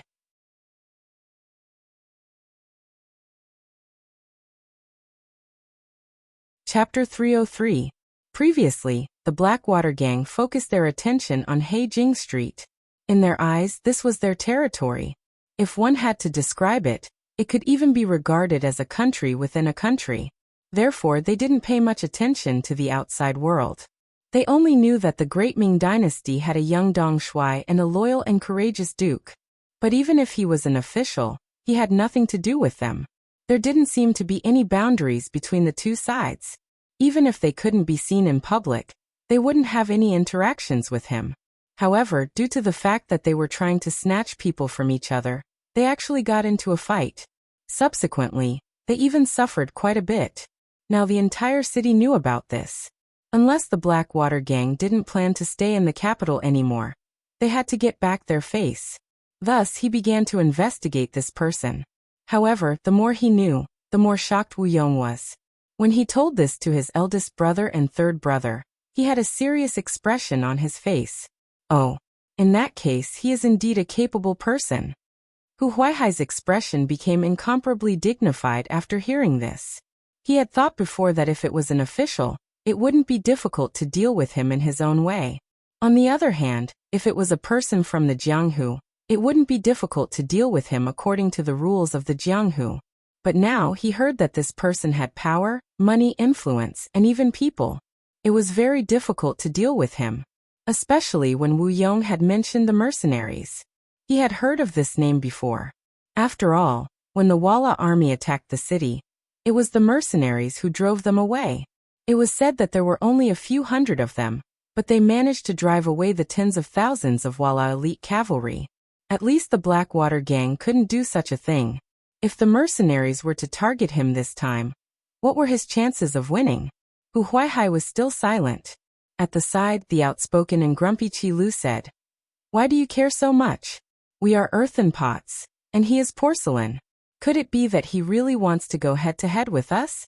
Besides, Even if both sides suffer, as long as big brother and second brother are still here, can't we occupy a mountain and form a team? When the time comes, I'll just take my revenge. At that time, I'll annoy him to death. Although Qi Lu's words were reckless, both Hu Huaihai and Wu Yong agreed. With the complicated terrain of Blackwell Street, even if he couldn't beat them, he could still escape, right? As long as there was life, there was no need to worry about firewood. They understood this principle. That loyal and daring Duke was a smart person, so of course he would also understand. He first thought of the worst-case scenario and realized that it wasn't a big deal. He would just have to start all over again. Then the three brothers began to discuss how to deal with Yang Chendong. According to past practice, assassination was the most suitable method. This was also pointed out by Wu Yong. This Duke of Loyalty must die. As long as he doesn't die, I'm afraid that we brothers will face the danger of death at any time. At the same time, we won't be able to establish ourselves in Jianghu. That was how the people of Jianghu were. Sometimes they valued their reputation more than their lives. Since they suffered a loss in the hands of Yang Chendong, if they didn't get back their reputation, the Blackwater gang would have no prestige to speak of. Naturally, they wouldn't be far from falling apart. On this point, Yang Chendong was also very clear. As far as this matter was concerned, even if he didn't pursue it now, the other party wouldn't let it go. Not to mention, Yang Wu was still lying in a hospital bed. Although it was said that he could recover after a period of rest, his brother was injured. If he didn't do anything, he would also disappoint his brother. Not to mention, the name of the loyal and daring Duke was useless. Just based on this point, those who didn't open their eyes would have to be taught a lesson. In addition, at noon, Yang Sen personally sent some information about the Blackwater gang. Looking at their actions, he was even more determined to not let this gang stay. This time, the Security Bureau spent a lot of effort and spent a lot of money to bribe some Jianghu people who usually mingled in Blackwell Street. From their mouth, they knew that this Blackwater gang really didn't shrink from any evil. Forcing the good into prostitution, bullying the good, opening casinos, and loaning money were common occurrences. The reason why they had a conflict with Yang Wu and the others this time was that they saw that there were too many prostitutes in the city, and wanted to come out and get a share of the profits. Moreover, the information also showed that once the women were snatched by the Blackwater gang, they would be sold out of the capital, and the destination was the grassland in the north. They would be sold to the Walla and Tatar territories to become tools for those barbarians to produce the next generation, or become targets for the other party to seek pleasure.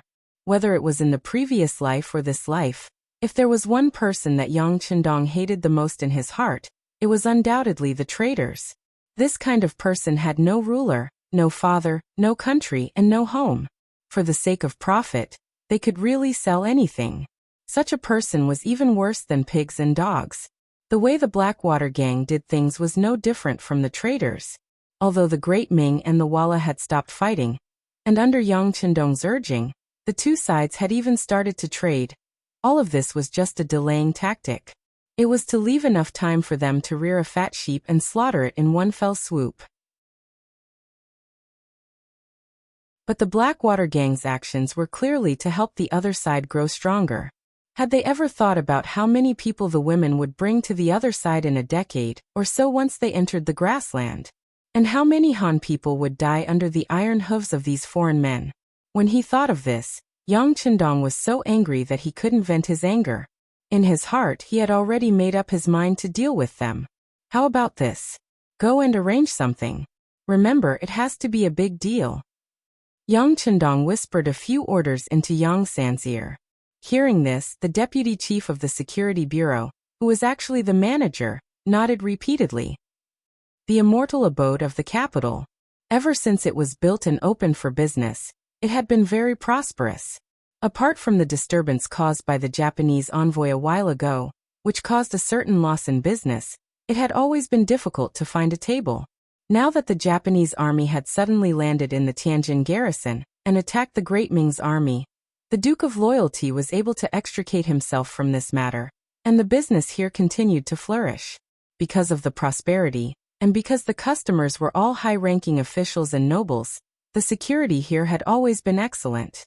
No matter how angry they were, few people dared to cause trouble here. As time passed, the security here was no longer as strict as before. Not only that, but even the soldiers of the 5 cities warden's office were becoming fewer and fewer in number. But sometimes, the more confident you were, the easier it was for something to happen. That evening, for example, the immortal abode was originally bustling with noise and excitement, with singing and dancing, and the sounds of toasting and exchanging cups filling the air. But all of a sudden, a commotion broke out outside. Soon after, a few pieces of rock flew up from the ground and smashed into the transparent glass, causing a series of shattering sounds. The sudden chaos caused the diners in the immortal abode to panic. 2 of them were even unlucky enough to be injured by glass shards. The dancers in the stands screamed in unison, making it seem like the end of the world had arrived. Fortunately, the chaos ended as quickly as it started. By the time the immortal abode's guards ran out, the troublemakers had already fled west. They chased them all the way until they saw them enter Blackwell Street. Only then did they stop and return. With so many witnesses present, the immortal abode immediately pointed the finger of blame at the Blackwater gang. Thinking back to the conflict yesterday, anyone who wasn't an idiot could see the cause and effect. The 5 cities warden's office arrived, as did the Supreme Court. When they heard the clamor of the diners, they knew that things weren't going well. These Blackwater gang members were a bit too bold. They actually dared to provoke the Duke of Loyalty in such a public manner. They really didn't know how to write the word death. News of anything that happened to Yang Chendong always spread quickly. Shi Heng, who was in the barracks, and the Minister of War, Yi Ming, who was in his residence, both received the news. However, the 2 of them had the same reaction. This was a trap from the start. First of all, they had already sent people to contact the Blackwater gang, and were waiting for them to join forces. Then again, if they wanted to deal with Yang Chendong, they wouldn't have resorted to such a painless method. What did smashing a few pieces of glass count for? Although it was expensive, for the wealthy Duke of Loyalty, it wasn't even a drop in the ocean. If they did this, not only would they not be able to do anything to the Duke of Loyalty, but it would also arouse the anger of others. Even if everyone had a common enemy, it was really the behavior of a stupid pig. Since the Blackwater gang could occupy Haging Street for so long, they wouldn't only have such an IQ. If they didn't do it, there seemed to be only one answer. It was that some people directed and acted out a play. It was just that both of them could see it, and even some smart people could see it. But things had already happened, especially when there were rumors in the marketplace, saying that the Blackwater gang was afraid of the Duke of Loyalty, but they couldn't take it lying down, so they used the method of warning. As soon as such news came out, the public was outraged and condemned the Blackwater gang. At the same time, it was tantamount to giving Yang Chendong an excuse to make things bigger. Sure enough, just when Shi Heng and Yi Ming were still worried about whether Yang Chendong would take advantage of this matter, the Supreme Court, the Ministry of Justice, and the 5 cities warden's office received Yang Chendong's visit. The general idea was that they had to give an explanation for this matter.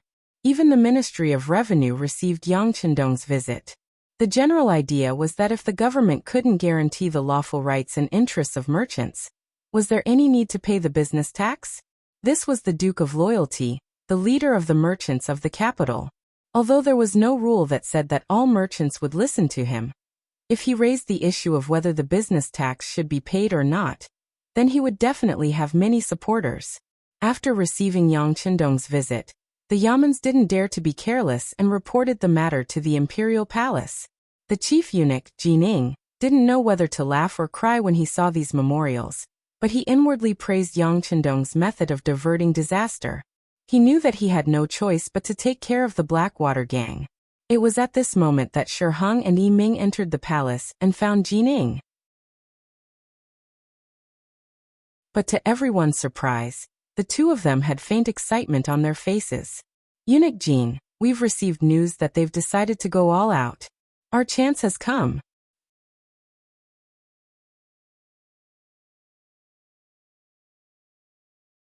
Chapter 304.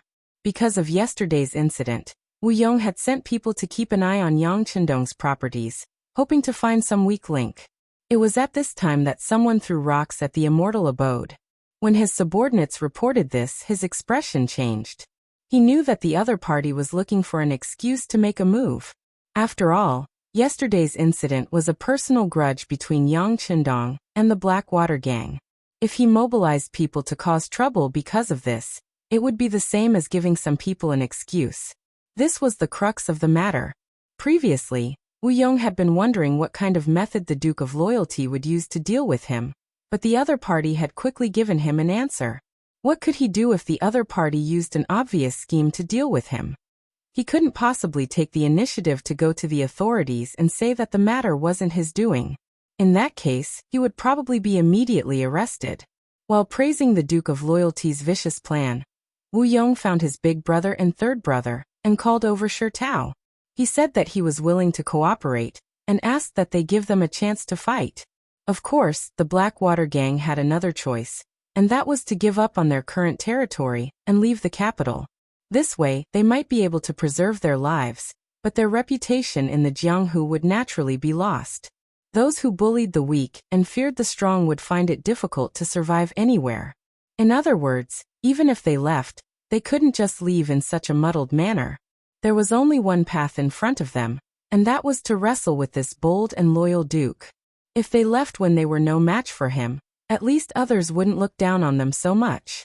Since they had no choice but to fight, Shi Tao came in handy. The three brothers called him over and told him of their decision, having him make arrangements as soon as possible. Thus, Shi Tao returned to the Yi residence and met with Old Master Yi Ming. That was why Yi Ming and Shi Heng had joined hands to enter the palace. Yi Ming, Shi Heng, and Jining discussed in a secret room for more than 2 hours. When they emerged, they all had smiles on their faces, as if they were about to complete some important mission. The Yang clan manor. After Yang Qindong diverted the trouble, the warden's office and the Supreme Court sent back news that night. He expressed that he would send troops to wipe out the Blackwater gang, but this power had been here for many years. It was not easy to deal with them. He asked whether he should ask the Duke of Loyalty and courage to personally deal with them. After all, he was someone who had defeated Walla's army with ease. A small underworld gang was definitely no match for him. Everything was going according to plan. Yang Qindong looked at the two Yaman's replies and sneered. He said to Tiger's Mane, "Tell them that this young master will personally lead people there. Let's set the time for tomorrow morning. We need to catch them off guard." "Young master, why are you in such a hurry? How many of our brothers have not returned from the Dark Well Street? I heard that they have a secret passage that leads to the outside world." Tiger's Mane repeated the news he received from the Security Bureau in the afternoon. This was the news that the captain of the Lengia Special Forces, Tai Hu, had personally found out. Until now, this person had not returned from the Dark Well Street. Secret passage? With this young master taking action, there is no use for any secret passage. Let Tai Hu and the others come back, and then we will arrange it like this. Yang Qindong shook his head indifferently. He already had an idea on how to deal with this underworld gang. Since they dared to scheme against him, then there was no need to keep them alive. In order to achieve the effect of a surprise attack, he decided to end the battle quickly, not giving the other party more time to prepare and consider. Since the young master was so confident, Tiger's Mane naturally did not try to persuade him. He agreed and left to pass on the message. The soldiers of the warden's office in the 5 cities, the bailiffs and constables of the Supreme Court, who were off duty at home, received the urgent order to recall them. For a moment, there were hurried footsteps on the streets of the capital. At the same time, the news also reached the Dark Well Street. At the Blackwater gang's boss, Hu Huaihai's place, Shi Tao informed the 3 leaders of the order from above, and then quietly left. Obviously, he also knew that they were going to discuss the details of the operation, and his presence was inconvenient. When there was no one else in the room, Hu Huaihai looked at Wu Yong and Qi Lu with a sinister gaze and said, "Second brother, third brother, this Duke of Loyalty can't help but want to make a move on us. At this moment, I'm afraid that even if we want to hide, there is no time. Yes, the arrow on the bow has to be shot, but it is a pity that we are not fully prepared. Right now, there are still some brothers who are not out on the streets. Wu Yong said with a sigh. Yang Chendong's swift and decisive action was somewhat out of his expectations. He originally thought that they would test each other, but he did not expect that after only 1 day and 1 night, the other party had already made a move. Wu Yong did not know that although he treated himself as a dish, Yang Chendong did not put them in his eyes. They were just big rats that relied on the complicated terrain to survive in the dark corners. In today's society, as long as one was determined, eliminating them was just a matter of minutes. He really could not understand why the great Ming Dynasty would allow them to exist, especially in such an important and bustling place like the capital. However, other people were afraid of trouble and were afraid of cutting the weeds without removing the roots, but Yang Chendong was not afraid. Since they had offended him, then he would teach them a lesson. At the same time, he would use this opportunity to intimidate the other officials who dared to find trouble with him. Him not making a move did not mean that he did not have a way. It was just that everyone's status was there, and it was not convenient to use 2 direct methods to solve the problem. However, this did not mean that he did not have the ability to solve the problem. What are you afraid of? It is just killing 1 person. We have already sent out more than 20 brothers, so it should be enough. Third brother Qi Lu waved his heavily injured left hand. Because of the pull, the pain came up, causing him to grimace for a while. However, his spirit was still quite good. It could be seen that the anger in his heart was very uncomfortable. If he did not find a way to release it, it would cause a serious illness. No. Wu Yong straightforwardly shook his head. They did not understand this Duke of Loyalty. Although he is young, his ability cannot be underestimated. A while ago, even an important official in the court, the Minister of Justice, suffered a loss at his hands. To deal with this kind of person, if we do not have a few layers of plans, it will definitely not work. Second brother, what do you plan to do? Hu Huaihai knew Wu Yong well. He knew that Wu Yong was an expert who planned before taking action, so he asked. I plan to take a risk and send out a few more brothers. This way, the 3 of us brothers will have to split up into 3 groups. As Wu Yong spoke, he pushed the oil lamp on the table to the side. Then he used his finger that had just dipped in tea to draw on the table. The so-called 3 groups. The first group is to guard the home and lure the Duke of Loyalty to attack. The second group is to sneak out of the city and kill toward the Yang family village, forcing him to hastily return to defend. The third group is to ambush him on the road back to the village and give him a fatal blow. This is good. Then I will bring people to attack the Yang family village. Haha, I heard that this Duke of Loyalty has 4 beauties. I want to let him know that there are some people that he cannot afford to offend. After listening to Wu Yong's analysis, Qi Lu took the initiative to bring the second group. In his opinion, any ambush or entrenched defense was too meaningless, and it was far less straightforward and satisfying than directly charging out. After Qi Lu finished choosing, Wu Yong also volunteered. Then, we will rely on Big Brother to defend the home. Second brother will bring people to ambush outside. Hopefully we can succeed in 1 strike. The reason why Wu Yong chose to set up an ambush was because he knew that as the boss, Hu Huaihai would not trust anyone. The tunnel in Heijing Street led to the outside world. That was the escape route.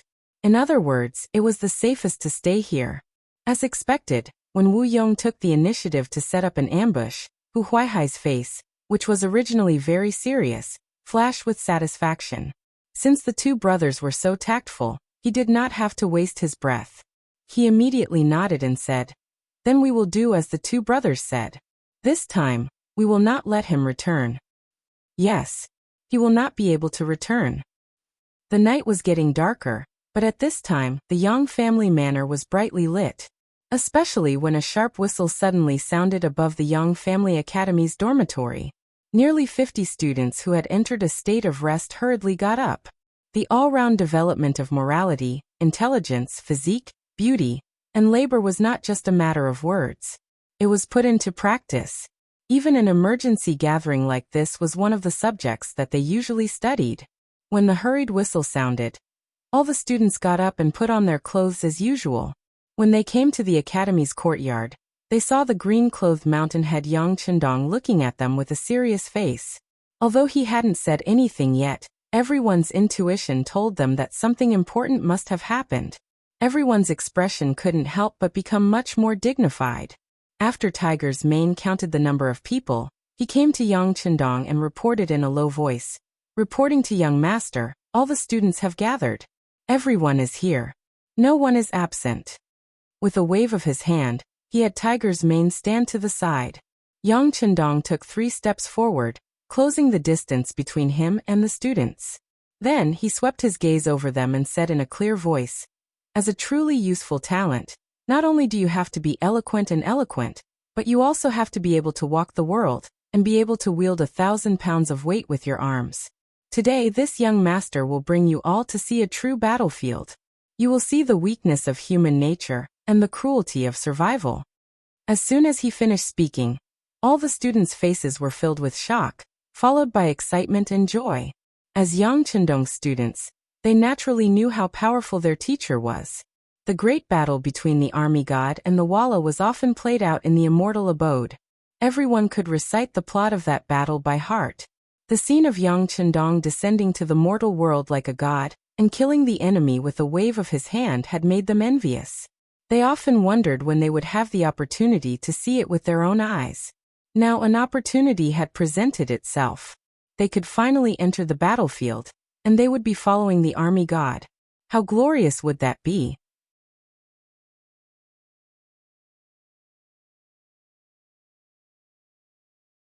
Chapter 305. After understanding all of this, the nearly 50 students immediately shouted in a loud voice, "We will obey the Mountainhead's orders." "Okay, we'll leave in 15 minutes. You can all go and prepare." After waving his hand to dismiss the team, Yang Chendong called Junko, Tai Qingyi and Jiang Ping. They were the only 3 women among the students. After calling them in front of him, Yang Chendong said in a very casual tone, "You don't have to follow the team, but stay in the Yang family manner." Tai Qingyi had talked to Yang Chendong more than once and knew that her task was to protect the safety of the madams, so she naturally had no doubts about staying and immediately agreed. Junko, on the other hand, raised her head and asked with a puzzled expression, "Why?" In the past few months, the students in the Yang Family Academy made Junko's Chinese more fluent. Because she often underwent some physical training, her skin was not as white as before. But at the same time, it also looked a lot sturdier, and even had a hint of maturity. At this time, when she raised her head and looked at Yang Chendong, who was more than a head taller than her, the stubbornness on her face was very cute and lovable. "No reason, this is an order." Yang Chendong's face became serious, and after finishing his words, he left in a huff.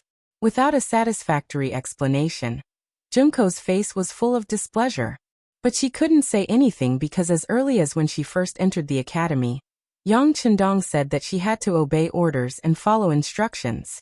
Anyone who dared to break this rule would be mercilessly kicked out of the academy. This was not as simple as a deduction of points. Even with 100 points for conduct, more than half of the students were still expelled. Looking at their reluctant expressions as they left, Junko felt a little sad.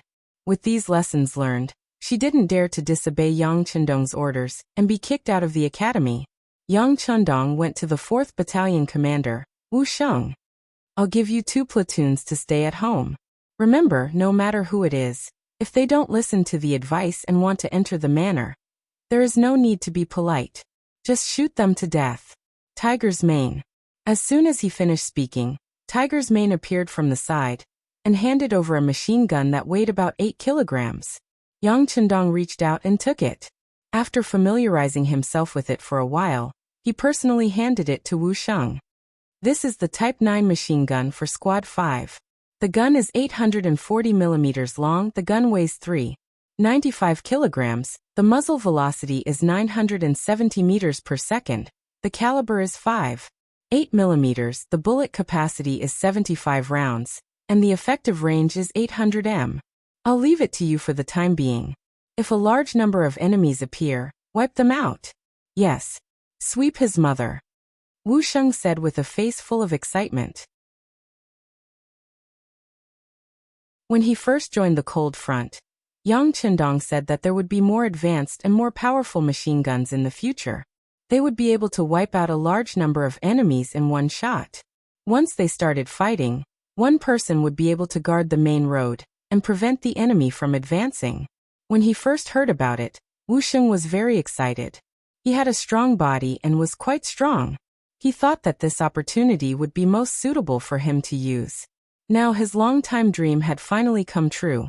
Although this machine gun wasn't heavy and had appeared on the battlefield against the Walla cavalry, it wasn't the more powerful heavy machine gun that the young master had mentioned.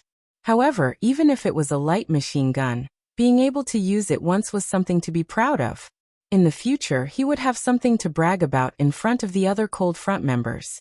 He had no choice but to take out the light machine gun for Squad 95. Tonight, he was facing a group of fugitives. God knows what they would do. It was never wrong to be more prepared just in case. Because of the lack of time and limited information, Yang Qindong's operation this time couldn't be perfect. But it didn't matter. With his powerful strength and the unknown advanced firearms in his warehouse, he only needed to charge forward. He really had a heroic aura of no matter how far you come, I'll go all the way.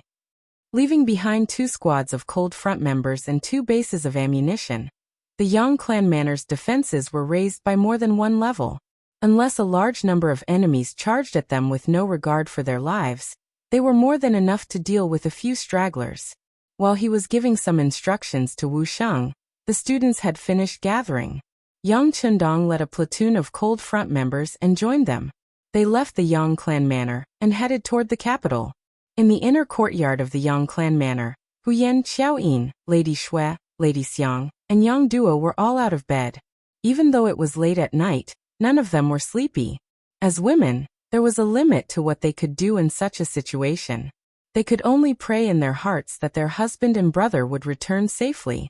In reality, it was just suppressing bandits. They would definitely be fine. At the Yongding Gate at the southern gate of the capital, the commander of the 5 cities warden's office, Sun Tong, was leading a group of soldiers to welcome Yang Qindong. Sun Tong had originally been a rank 6 soldier, but after defeating Walla's army, he had been promoted to rank 5. This was all thanks to Yang Qindong, and his heart was filled with boundless gratitude. This time, he had taken the initiative to stand up and say that he would work with the Loyalty Duke to get this job.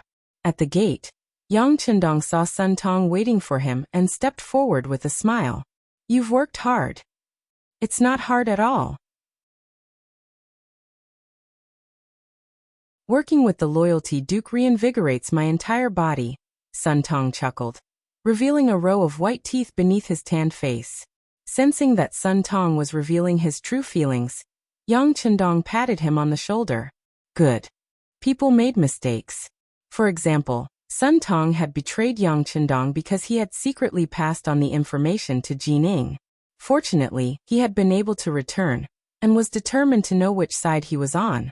In Yang Qindong's eyes, such a person was a talent that could be nurtured. As soon as his palm touched Sun Tong's shoulder, his eyes lit up with excitement. He knew that the Loyalty Duke had approved of him. This made him even more determined to make the decision he had just made.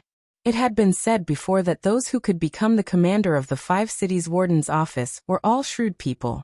Otherwise, they would not have been able to secure their positions. Weighing the pros and cons like this, how to balance the various forces to the satisfaction of everyone, this was an extremely profound study. Under the influence of such an environment, Sun Tong chose to hug the tree and not let go. He was determined to cling to Jin Ying's thigh. This way, he would be able to secure the position of Taiping. This way of thinking was not wrong. Under Jin Ying's protection, it would be extremely difficult for others to touch him. But everything had its pros and cons. Wanting to rely on this relationship to advance was also extremely difficult. This was because there were too many people relying on Jining, and most of them held important positions. In comparison, the small 5 cities warden's office was too small. It was so small that Jining could sacrifice herself at any time. It was also destined that there would not be too many resources placed on him. Because of this, when they had defeated the Walla and given out rewards, many important officials close to Jining had obtained many benefits and promotions for various reasons. But Sun Tong, who had made great contributions, had only been promoted by half a rank. He had risen from grade 6 to grade 5, and his position had not changed at all. It was impossible to say that this matter had not affected Sun Tong. Why was it that those officials who only knew how to sit in their manners were able to obtain such great benefits, while he, a person who was in the middle of the situation, risked his life and only obtained such small benefits? Unable to understand, he began to have other thoughts. Gradually, Sun Tong's mentality changed. He was no longer so eager to work for Jining. He began to consider where he would go in the future. It was at this time that orders came from above. They said that they would transfer people temporarily under the command of the Duke of Loyalty. They said that they were going to destroy some Jianghu gang. It was as if someone had handed over a lamp in the dark night. It instantly illuminated Sun Tong's path and allowed him to see new hope. After a mental struggle, he finally made up his mind. He would give up on Jining and rely on the Duke of Loyalty. Perhaps at the moment, this was not a wise path. But unless he wanted to muddle along for the rest of his life, if he wanted to stand out, it would be difficult to find any other choice. With such thoughts, when Sun Tong appeared in front of Yang Chendong again, his attitude had changed completely. His sincere respect could be felt by anyone. The two armies converged together. They held torches like a fire dragon and quickly passed through the streets and alleys. They arrived at Heijing Street near dawn. Many bailiffs and constables from the Supreme Court had already surrounded the place. From a distance, there was a guard post every 3 meters and a sentry every 5 steps. It was as if they had surrounded the place like an iron bucket. The person from the Supreme Court in charge of this operation was a deputy of the Supreme Court named Wang Bo. He was a secondary class, level 6 official. Seeing Yang Chendong arrive, he quickly bowed and said respectfully, "Wang Bo greets the Duke of Loyalty. How is the situation?" Yang Chendong did not give Wang Bo a second glance. Instead, he cast his gaze to the front. Looking at the quiet street, he could not help but let out a cold laugh. Heijing Street was one of the most difficult and complicated factions to control. Who knew how many criminals with lives on their hands were hidden here? There were also many Jianghu characters who were used to living here temporarily. How could such a place be so lightly guarded?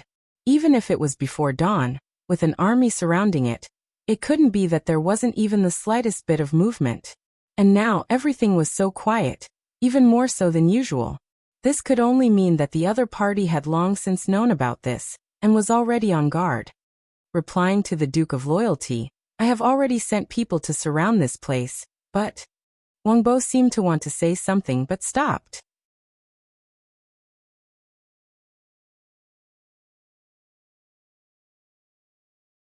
Chapter 306. But what about it? Yang Chendong originally thought that the other party would be dignified, and might even ask for credit because of this. It was not impossible.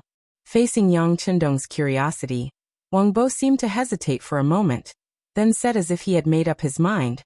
But according to this official's experience, these bandits should have been alerted a long time ago, or else they wouldn't have been so quiet. I'm afraid that someone else has already passed on the message. Oh. He thought that this was just an official sent by the Supreme Court, and that he was only cooperating with him on the surface to clear his relationship with him. He didn't think that he would have such knowledge. Most importantly, what he said was the truth. While Yang Chendong was puzzled, Sun Tong walked up and whispered in his ear, "This official knows this Wang Bo. He is quite capable, but because of his poor family background he didn't have the money to send gifts to the higher-ups, so he has been ostracized and hasn't been promoted." After saying this, Sun Tong took the initiative to retreat to the side. He believed that he had explained the situation quite thoroughly. As expected, Yang Chendong nodded as if he understood everything. However, he definitely wouldn't be reassured by just a few words from others. Therefore, he continued to question Wang Bo. "Lord Wang, now that things have come to this, what do you think we should do next?" If this official is so bold, I would like to ask the Duke of Loyalty to take back the order. We will leave for now and wait for the right time to strike. Wang Bo hesitated, thinking about the huge distance between them and how to phrase his next words. But when he thought about it, with his ability, if he thought of something and made a hint, he would be overestimating himself. Now wasn't the time to play any tricks, so he might as well say it directly. This way, after expressing his loyalty, he would have no regrets about how things would develop. Wang Bo actually advised Yang Qindong to take back the order to attack. Sun Tong was startled at first, then he bluntly reprimanded. How dare you say such things in front of the Duke of Loyalty? What are your intentions? Even though Sun Tong was a military officer, he was still a secondary class rank 5. He had the right to reprimand Wang Bo, who was a secondary class rank 6. Most importantly, he had already gained the initial approval of Yang Qindong, so it was even more reasonable for him to say such words at this moment. I was too rash. After being pointed out by Sun Tong, Wang Bo hurriedly admitted his mistake. Yang Qindong, who was standing at the side, naturally chuckled. How could he not see that the two of them were clearly putting on a show here? Since Sun Pong had spoken up for Wang Bo before, it was clear that they knew each other, and even had some friendship. At this moment, he was only saying these words to offend the other party. Wang Bo naturally knew this, so he stopped at a certain point. He quickly stopped talking and expressed that he knew he was wrong. Everyone had their own schemes, and it was understandable to use them appropriately. Yang Qindong didn't want to comment on this. Since he knew the truth, he casually waved his hand and said, "Forget it, official Wang also had good intentions." Hearing these words, Sun Tong and Wang Bo both let out sighs of relief. It was good that they weren't blamed. Moreover, hearing the meaning of these words, the Duke of Loyalty understood everything.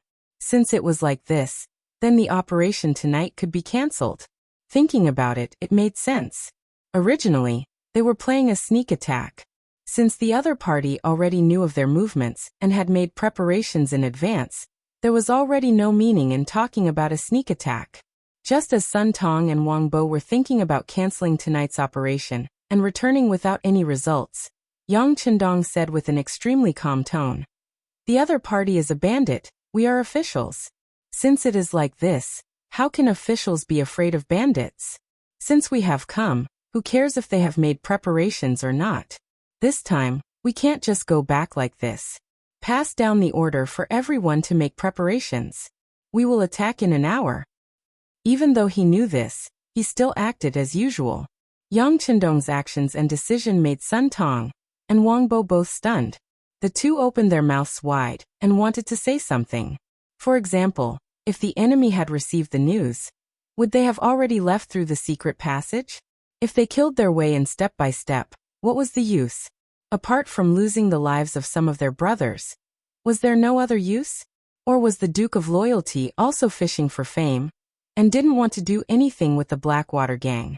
Was all this just to save face? At this moment, the two seemed to have 100,000 questions in their hearts, but they didn't know how to ask. Yang Qindong didn't give any explanation to the two's confusion. He believed that facts spoke louder than words. Everything that happened next would naturally tell them whether what they were doing now was right or wrong. "Come, bring the walkie-talkie over." As soon as his voice fell, Tiger's Mane had already stood behind Yang Qindong with a black, iron-like object on his back. However, Yang Qindong didn't touch this guy immediately. Instead, he turned around and looked at the dozens of academy students he brought with him and said, "Watch carefully. What does it mean to be irresistible? What does it mean to be unable to withstand a single blow? You also need to know that sometimes, using the right method will have an effect. You need to know that in the face of absolute strength, any conspiracy or trick is fragile and useless." After hearing the mountain head's words, the dozens of students all opened their eyes wide and nodded. Then they looked forward with bright eyes.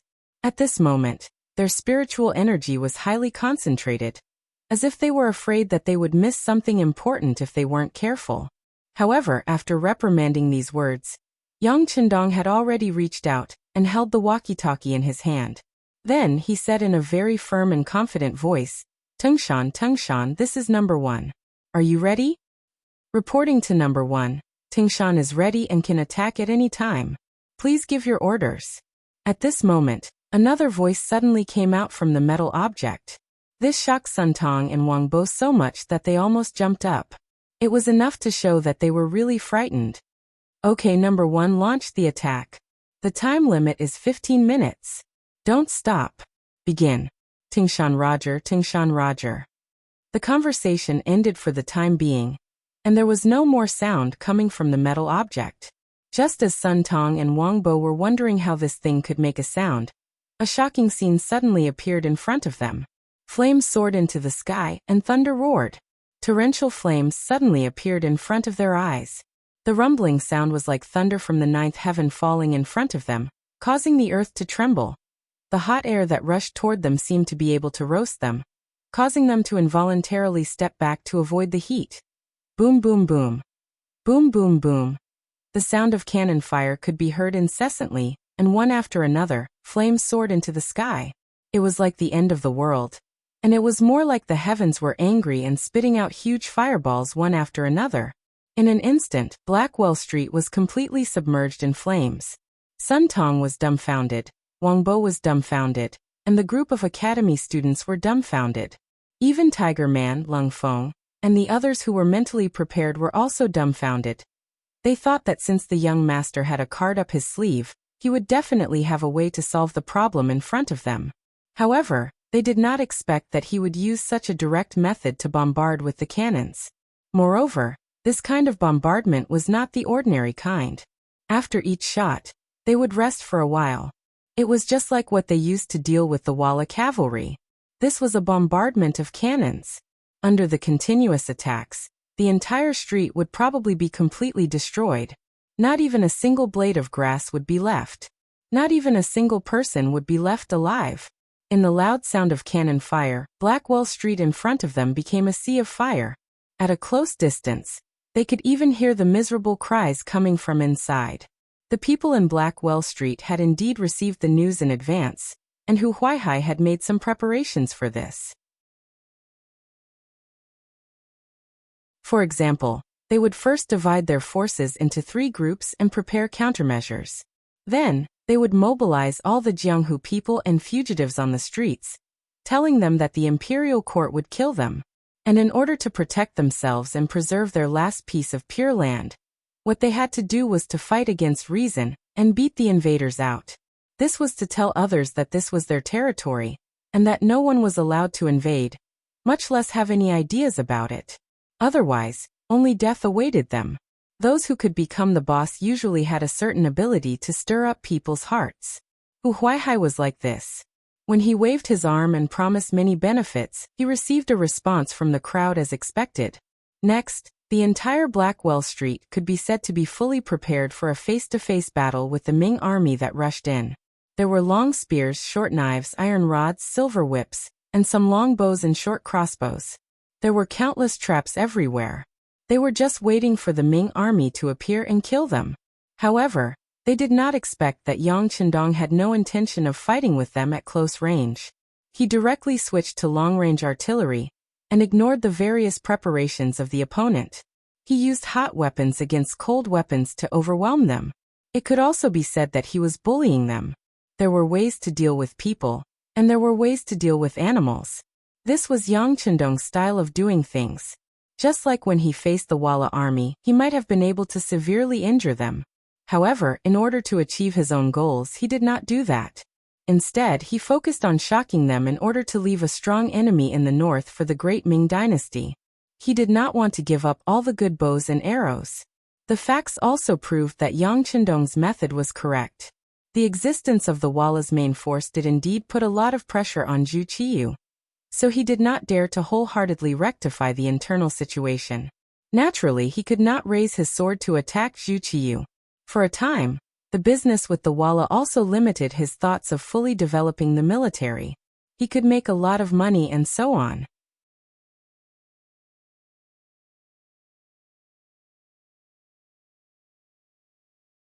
Chapter 307. He had shown mercy to the people of Walla, because it was related to the overall situation. However, he would not show any mercy to these evil forces who dared to provoke him. There were no longer any commoners in Blackwell Street. Those who stayed there were either fugitives with a life or members of the Jianghu with evil intentions. They could no longer be regarded as human beings. Since that was the case, why would he need to show any mercy to them? All he needed to do was fight. Since he was ready to fight, how to obtain the greatest victory with the least cost was the problem that Yang Chendong had to consider. His opponent was so strong that he did not care about his life, especially when he had made preparations beforehand. Under such circumstances, if he just attacked blindly, he would lose many people. Furthermore, there were rumors of a secret passage. It was very likely that even if he paid the price and charged in, he might not be able to kill the main culprit. If he could not remove the root of the problem, then the danger would be even greater. At that time, the enemy would be in the dark while he was in the light.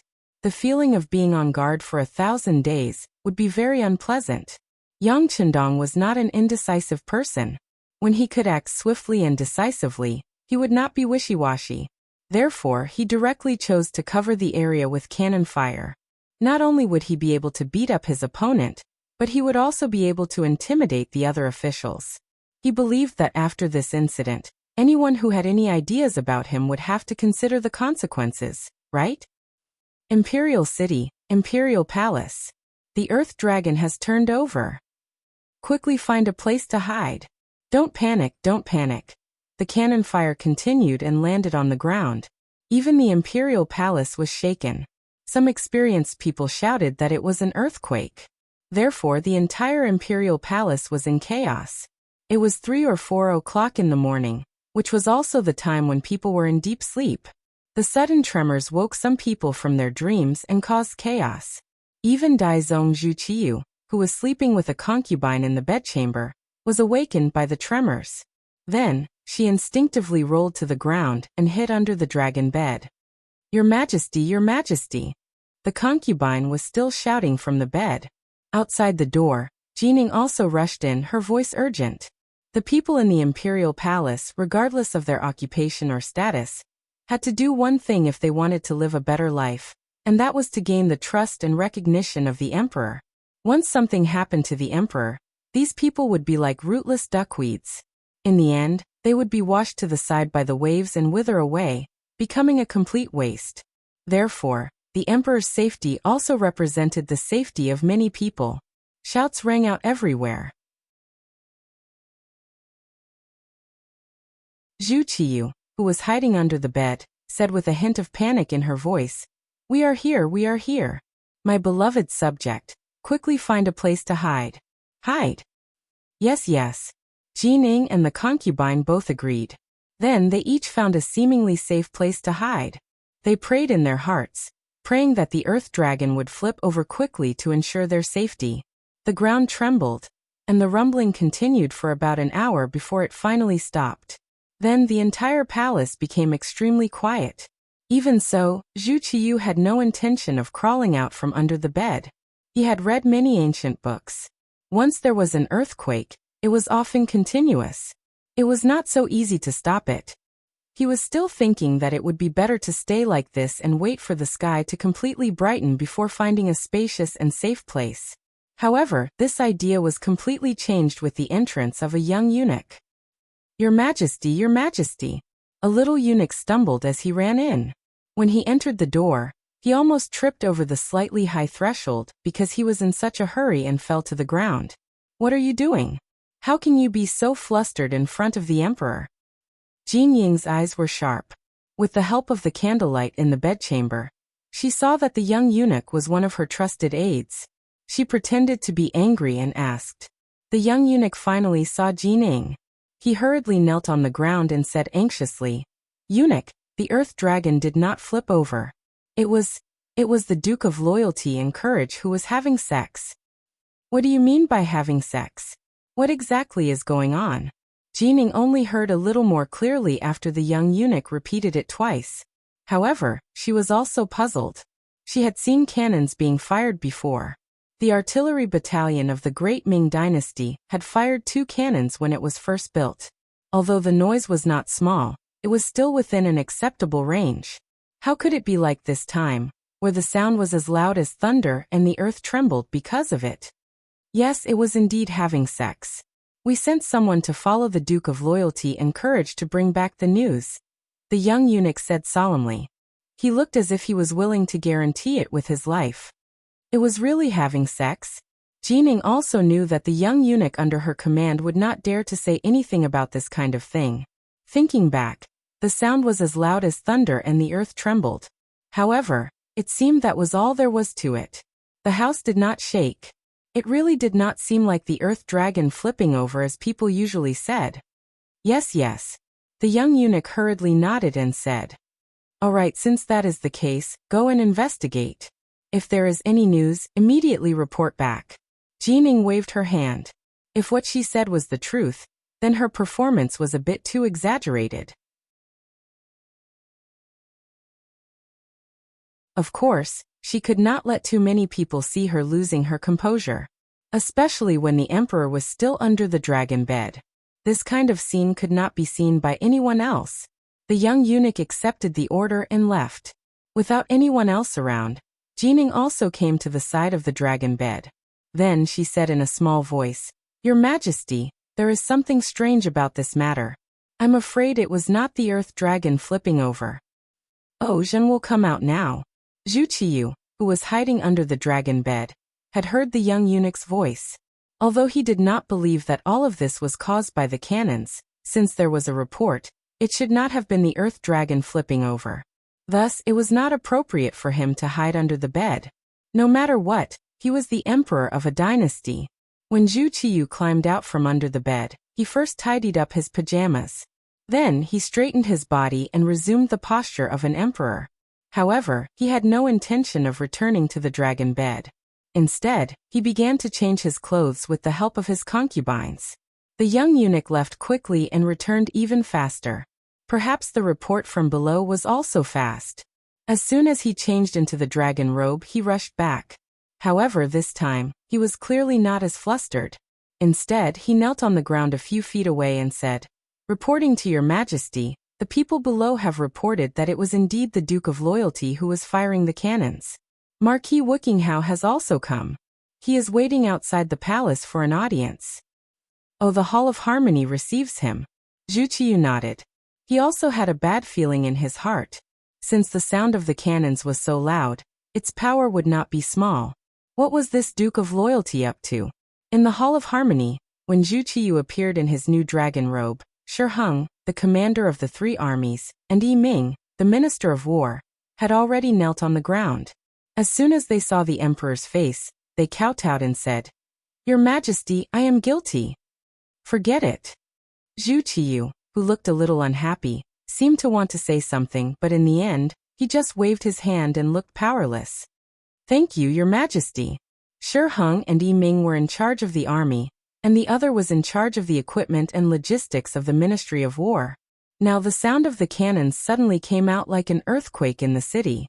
They did not know before, so they had to bear the crime of dereliction of duty. If the emperor wanted to, it was possible that he could use this reason to replace them.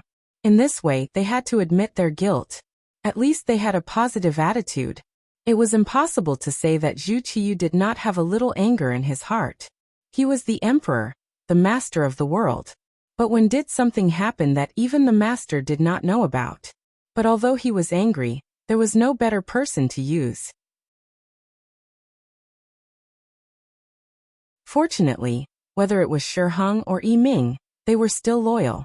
Since that was the case, what harm was there in forgiving them this once? With a temper and patience that had no choice but to tolerate everything, Zhu Qiyu sat on the dragon throne with Jin Ying's help. Then he looked at the 2 kneeling people in the hall with a heavy gaze. "Tell me what is going on. And how are you going to deal with it? If such cannons suddenly fall on the imperial palace, how will I deal with it?" Zhu Qiyu could not be blamed for being so cautious. His life was already threatened. If it were anyone else, they would not be able to remain calm. When these words were asked, Shi Heng and Yi Ming both had bitter expressions on their faces.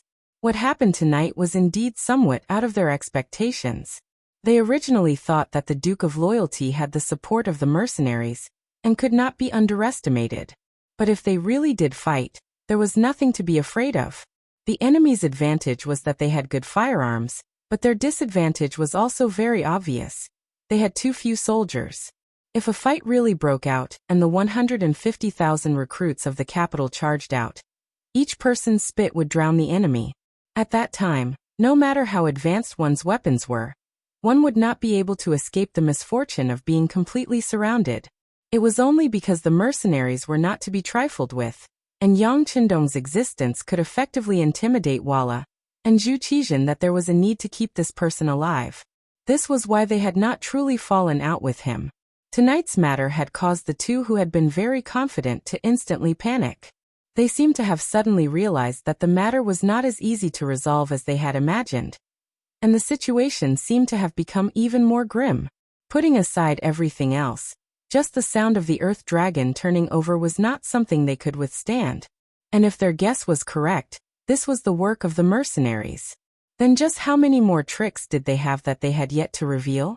Attributing all the credit to the mercenaries could be considered a modern AQ spirit. With this thought, they comforted themselves and hoped that the situation would not be too bad.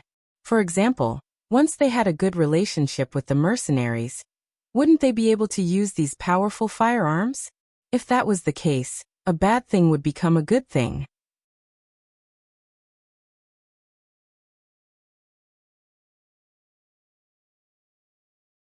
Chapter 308. Thinking of this, Yiming spoke first.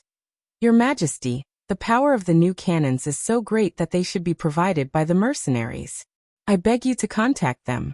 If they can obtain such powerful cannons, it would be your Majesty's good fortune, the great Ming's good fortune and the people's good fortune. Hearing that he could also have such firearms, Zhu Qiyu was immediately interested. Beloved official Yi, are you confident? Your Majesty, the mercenaries are only after money. As long as we agree to their demands, it shouldn't be difficult. After all, there is no conflict of interest between us, and from the facts, they have no intention of becoming enemies with us. I think it is feasible. Yiming knew that this was not the time to hesitate, so he spoke of his speculation as reality.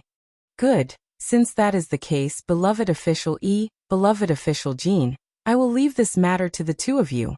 Remember, as long as the other party's demands are not too excessive, you can agree to them. Zhu Qiyu's face was bright as he spoke. He had even begun to imagine what it would be like if he had such firearms. At that time he could first unify the Great Ming and defeat his imperial brother, Zhu Qizhen. Then he could even personally lead an army to the Walla. The humiliation he had suffered before would be another description, and praise in the history books. As for placing Jining among them, this was one of Zhu Qiyu's methods of self-protection. After all, the power of the cannons was too great. So great that it could threaten his life at any time. Since this was the case, he had to have it in his hands. Otherwise, he would not be able to sleep peacefully in the future. After Yiming spoke of the cannons, the kneeling Shiheng also spoke. Your Majesty, everything is ready. I suggest that the soldiers of the Datong Prefecture, the Kaiping Guard, and the Guangning Guard be replaced with the soldiers of the capital. I ask for your Majesty's permission. This is something that has already been discussed. Since beloved official Shi has mentioned it, we will immediately do it. Zhu Qiyu was well aware of the change in guard that had been planned for a period of time. She originally wanted to wait for a while before discussing it, but since Shiheng mentioned it now, she decided to get it done immediately. Speaking of which, the change of guard this time was very confidential. Only the Emperor Zhu Qiyu, Chief Eunuch Jining, and Marquis Wukinghow Shiheng knew about it. Even the Minister of War, Yiming, was kept in the dark. Now when he heard the conversation between the Emperor and Shiheng, he, who was kneeling on the side, was confused. Fortunately, Shiheng gave him a look, which meant that he would explain this matter later. This prevented Yiming from feeling that he had been excluded from the highest authority. One was to build a good relationship with the mercenaries and have deeper contact with them. The other was to change the defense of the army. After the conclusion of the two matters, the discussion about tonight's bombardment in the Imperial Palace also ended. As for what would happen next, they would discuss it after seeing the results of tomorrow's battle. Zhu Qiyu turned and walked towards her sleeping quarters. There was still some time, so she could go back to sleep. Jining followed her step by step. Leaving Shiheng and Yiming behind, she walked backwards out of Zhanghe Palace. As soon as he stepped out of the hall, Yiming straightened his stooped body and asked curiously, "Governor Shi, can you tell me more about the change of guard?" Haha, of course. Shi Heng had a smile on his face. Once the guard was changed, many things would be involved. He needed the support of the Ministry of War, and there were some things that needed to be explained. Actually, His Majesty just casually mentioned it. I'm sure that Minister of Rights also knows about it. After defeating Walla, some people's reputations are too great. In addition, they saved more than 70,000 soldiers from Walla's army. Most of these people have returned to being soldiers and heroes. They are all grateful for a certain person's great kindness. Does Minister of Rights think that His Majesty can use this kind of army without worry? That's why His Majesty decided to change the guard? Yiming was extremely intelligent and immediately understood the crux of the matter. Once the guard was changed, the soldiers coming in were from other guard posts. They had not received the kindness of the Duke of Loyalty and Courage, so they could be used without worry. Yes. This time, the Emperor was willing to use money to change the guard, and the constant waves of conscription in the capital were even suppressed by His Majesty precisely for this reason.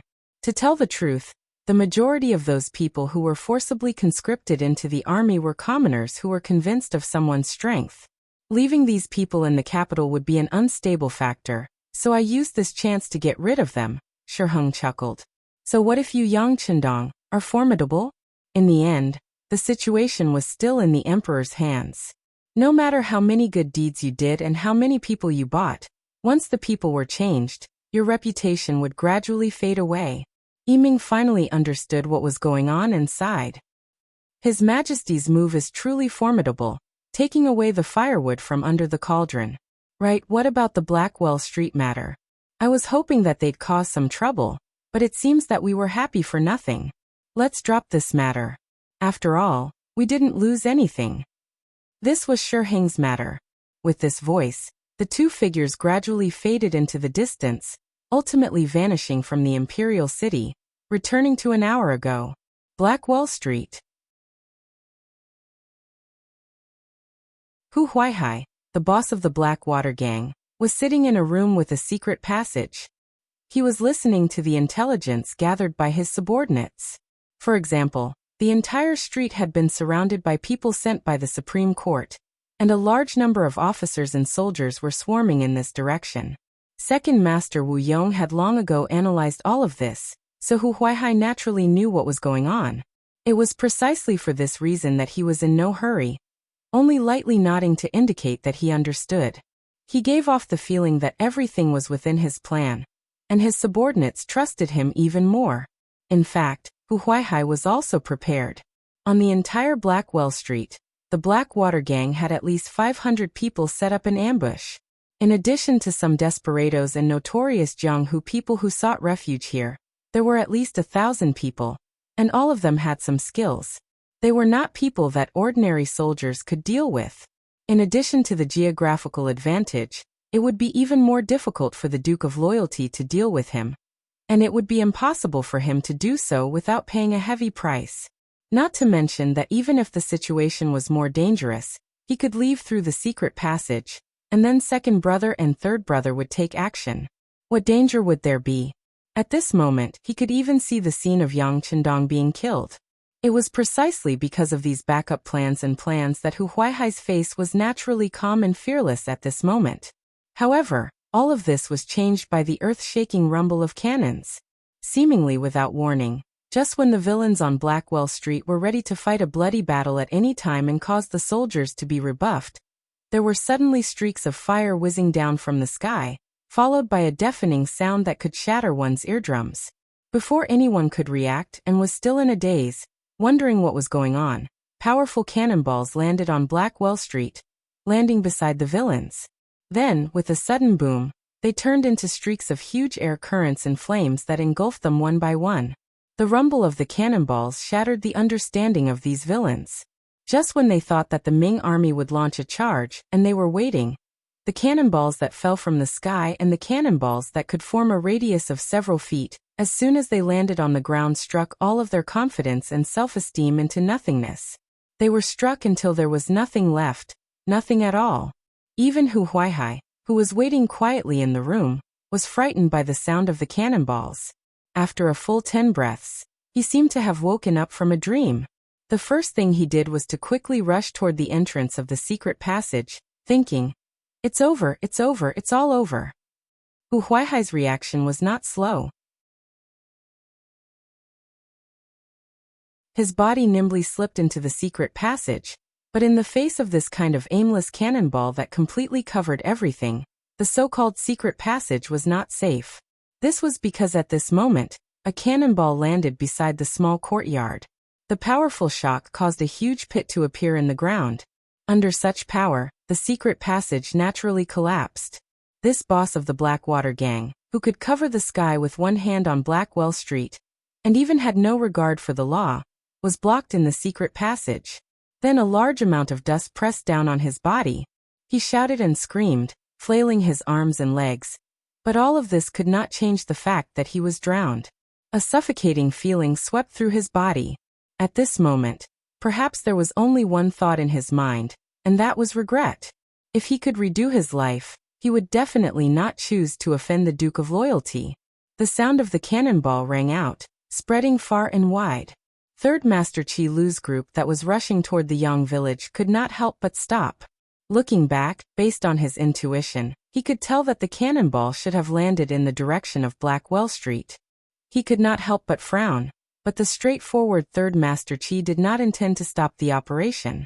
In his view, he had lost face and was actually injured in the hands of a small servant. This hatred had to be avenged. Otherwise, where would he put his face? How would he be able to establish a foothold in the Jianghu in the future? It was precisely because of this worthless face that Qi Lu did not intend to retreat even though he knew that the situation had changed. He led a total of 200 brothers of the Blackwater gang to the Yang village that was 15 li south of the capital, the outer courtyard of the Yang village. Battalion Commander Wu Sheng, who was ordered to wait here, saw huge bursts of fire coming from the direction of the capital, and heard the sound of cannonballs. He said excitedly, "The young master has made his move. Next, it's up to us brothers. Everyone listen up. Once the enemy appears, don't hesitate to beat them up. Beat them up until even their parents can't recognize them."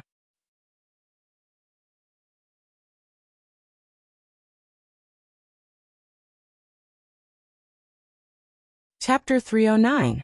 Yes. 2 platoons of 60 people from Cold Vanguard answered in unison, followed by the crisp sound of gun bolts being pulled. Who knew how many times they had trained for such a battle? The Cold Vanguards were already familiar with it. Even the hands holding the guns did not tremble in the slightest. This was the benefit of being an elite. All along, Yang Chendong had been walking the path of elite soldiers. After going from the front lines to the military supply department, he knew how big the expenditure of a large army was. At that time, he was really shocked. It was not an exaggeration to say that it was an astronomical figure. It was because he knew how much money was needed to sustain an army that he had to train the most elite Cold Vanguards. Quality was more important than quantity. This was to reduce the financial losses while at the same time, they could do more things. Now, it seemed that he had made the right choice. At least the Cold Vanguards were extremely elite. On the battlefield, with advanced firearms, 1 against 10 or even dozens of people would not be a problem. This was only the strength of one Cold Vanguard. If many Cold Vanguards were to gather together, they would be able to display even more dazzling and unbelievable results. The Cold Vanguards were already prepared. They were only waiting for the enemy to appear. And as expected, the enemy Qi Lu really came. Along the way, they were very careful, afraid of causing a bigger commotion. Leading a group of experts, Third Master Qi was full of confidence. Although there weren't many of them, only less than 200 of them. These were people who had walked through mountains of swords and seas of fire. To them, killing people was like child's play. Once they were allowed to rush into the Yang family manor, one could imagine what kind of hell it would become. He had long heard that the Duke of Loyalty and Courage had 4 beautiful women. At this moment, Qi Lu only felt restless. He had even thought of leaving one for himself, one for his second brother, and the other 2 for his eldest brother. This should be enough to prove his filial piety. With such a beautiful but impossible wish, the The group of people arrived outside the Yang family manor, on a spacious piece of land. Originally, there were some weeds here, but for the sake of a better field of vision, Lung Feng had long made this place barren. This way, if any enemy approached, this place would become the first line of life and death, restricting the enemy's approach and reaping their lives. The Blackwater gang had investigated this matter, and they even knew that this open space served as a barrier. However, in the eyes of these people who were agile and knew that wealth came from danger, no one took him seriously. If they rushed forward, they would be able to obtain riches and honor. If he couldn't charge up, he would die and his soul would disappear. This was very fair. This was the understanding that everyone had engraved in their minds. Even though they knew what the consequences would be, everyone only hesitated for a moment when they arrived in front of the empty space. After they had adjusted their breathing, under Qi Lu's command, they flew up and charged forward. Their speed was fast, and with the cover of the night, they were charging over a large area. In their opinion, even if the Yang manor was aware, it would be impossible to stop all of them in such a short period of time. Once half or even half of the people charged into the manor, it would be their world. Everything would be under their control. Qi Lu's plan was very good. When he charged, he didn't charge at the front, but instead he hid in the middle of the group. His past experience told him that the people in the middle were usually the safest. At least, they could attack and retreat.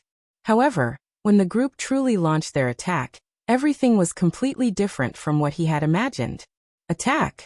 Seeing the black shadows approaching, Battalion Commander Wu Sheng, who was hidden in the darkness and had 2 platoons of soldiers by his side, gave an order. 60 soldiers of the Cold Vanguard aimed their guns at the empty space in front of them at the same time. Then, there was a series of crackling sounds like firecrackers. Streaks of fire were shot out from their muzzles, flying straight out and accurately hitting the black shadows in the distance. What was a harvester? What was a tornado? What was a barren land? The current scene was a good example of this. As the concentrated gunshots rang out, the black figures that were running forward fell to the ground one by one. Puddles of fresh blood blossomed as if they were worthless, causing the originally clean ground to be left with patches of blood stains and crimson fresh blood. Holding the Type 95 class machine gun in his hand, Battalion Commander Wu Sheng's right index finger kept moving. 222. Bullet shells flew in all directions, and the black shadows fell to the ground. Among them, there were some whose faces were filled with unwillingness, some whose eyes widened in shock, and some who didn't even have the chance to show any expression before they fell into a pool of blood and died. Of course, there were more black shadows that fell to the ground after hearing the gunshots. Among them was Qi Lu, Master Qi-san. He already knew that the mercenaries' guns were powerful, so he was mentally prepared. But when he saw that no less than 56 people had died, and more than 30 people were injured, Qi Lu still couldn't accept this result. But there were some things that had already been done, so there was no room for regret. Just like now, since he had already rushed out, he couldn't even retreat now. Everyone listen up. Move forward carefully and lower your body. Whoever rushes into the manor first will be rewarded with 500 taels of silver by the boss. When there was a great reward, there would definitely be brave men.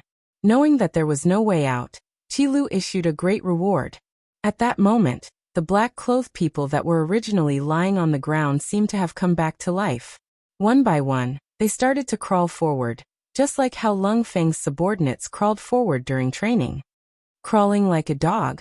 Interesting. Battalion Commander Wu Sheng, who was more than 100 meters away, used the night vision device to clearly see the performance of Qi Lu and the others. When he saw how imperfect they were when crawling forward, and how some of them even had their buttocks raised high, he couldn't help but laugh out loud. Fortunately, they were the enemy. If they were his subordinates, and their movements were so imperfect, he would have stomped on them long ago. Come on, brothers. The competition has begun. Let's see who gets the most hits. When we return, it will be recorded clearly in the merit book. Now let's start with Class 1. Remember, you only have one chance. After that it will be Class 2. No one is allowed to fight, and no one is allowed to mess around. Whoever breaks the rules will have their merit taken away. Wu Sheng's voice was sometimes serious, but sometimes excited. He treated the actual battle in front of him as a training exercise, a military exercise. With such a relaxed attitude, the other Lung Feng members were also relaxed, and they were able to show their best side. Class 1, get ready. Fire. Bang bang bang. 10 gunshots rang out, and 7 of the crawling black-clothed people stopped moving in an instant. Class 1, 7 people have been hit in the first round. Class 2, get ready. Wu Sheng's voice rang out in a timely manner. What followed was Class 2's first round of shooting. Another 6 black-clothed people were hit and stopped moving. Class 3, get ready. Wu Sheng issued one order after another. The number of black-clothed men was reduced one by one. Originally, there were at least 100 people in the group, but after a round of roll call, not even half of the 50 people were left alive. Qi Lu was quite lucky, because he had been lying on the ground and did not dare to move. No one hit him in this round of roll call. However, when he clearly felt his brothers dying one by one, cold sweat flowed down his neck. These people were not afraid of death. They had been living a life of blood on the edge of a blade. However, they were not afraid of death, and they would not die if they did not replace them. Especially when they did not even see the shadow of their opponents and died without knowing why. This was something that no one wanted. Now that he was in the situation, he finally understood how powerful these advanced firearms were. At this moment, he regretted his reckless actions. Suddenly, Qi Lu gritted his teeth and shouted, "Brothers, don't be afraid. The weapons in their hands are only useful from a distance. When we get closer, it will be our world. Now listen to me. Everyone stand up and charge together. We will kill our way through. We will wash the Yang family village with blood." Perhaps Qi Lu's shout had an effect. Or perhaps everyone knew that waiting like this would only lead to death. At this moment, such a shout actually caused everyone who was still alive to stand up. Then, after a shout, they all rushed forward together. In the inner courtyard of the Yang family village, Hu Yan and the other girls heard the gunshots not far away from them. They also heard the rumbling sounds of artillery fire from even further away. Their faces were all filled with anxiety. Around them, not only did the second security team, Dao Xiao and the others stay, but also the academy students, Tai Qingyi and Jiang Ping. They were dressed in black and had long swords at their waists. They looked like they were ready to fight at any time in the face of danger. It was because of their existence that the inner courtyard was not disturbed by the outside world, and became extremely safe. However, this could not eliminate the anxiety in Hu Yan and the other girls. After all, they were girls. War and blood seemed to be very distant things to them. Now that it really happened in front of them, they could not be blamed for acting in all kinds of ways. As the legal wife, Hu Yan knew when to show her responsible side. She mustered up the courage to comfort the girls. "It's okay. Luling has already said that the sound of artillery and gunshots is normal. Besides, there are mercenaries outside. No one can enter the village. Everyone, don't worry." However, at the same time, Hu Yan also blamed herself. This time, it was actually because of them. If it were not for wanting to save more women, there would not be a conflict with the Blackwater gang, and this would not have happened. In the end, it was their kindness that brought trouble to their husband. Not only Hu Yan, but the other girls also thought so. They even began to consider whether they should seriously consider what they were going to do in the future.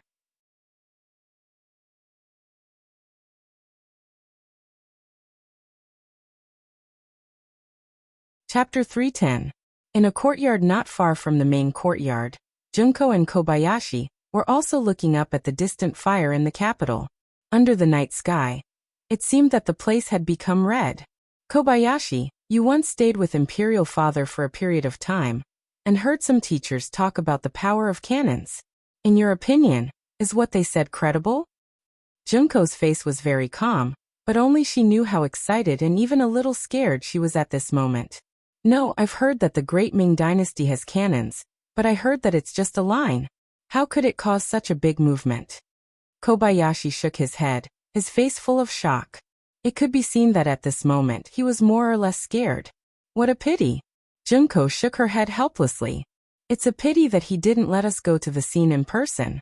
We can only wait for the other students to come back and inquire about it. But in the end, we heard it from others, so it's not that real. Yang Chendong didn't allow the girls to go to the scene to observe, which naturally made Junko dissatisfied. But she also knew that since it was his order, there was no reason to not carry it out. He had always been a man of his word. And this was one of the deepest impressions Yang Chendong left on Junko. The people in the manor were guessing the situation outside, and just a few hundred meters away from them, at the entrance of the manor, the two sides were confronting each other.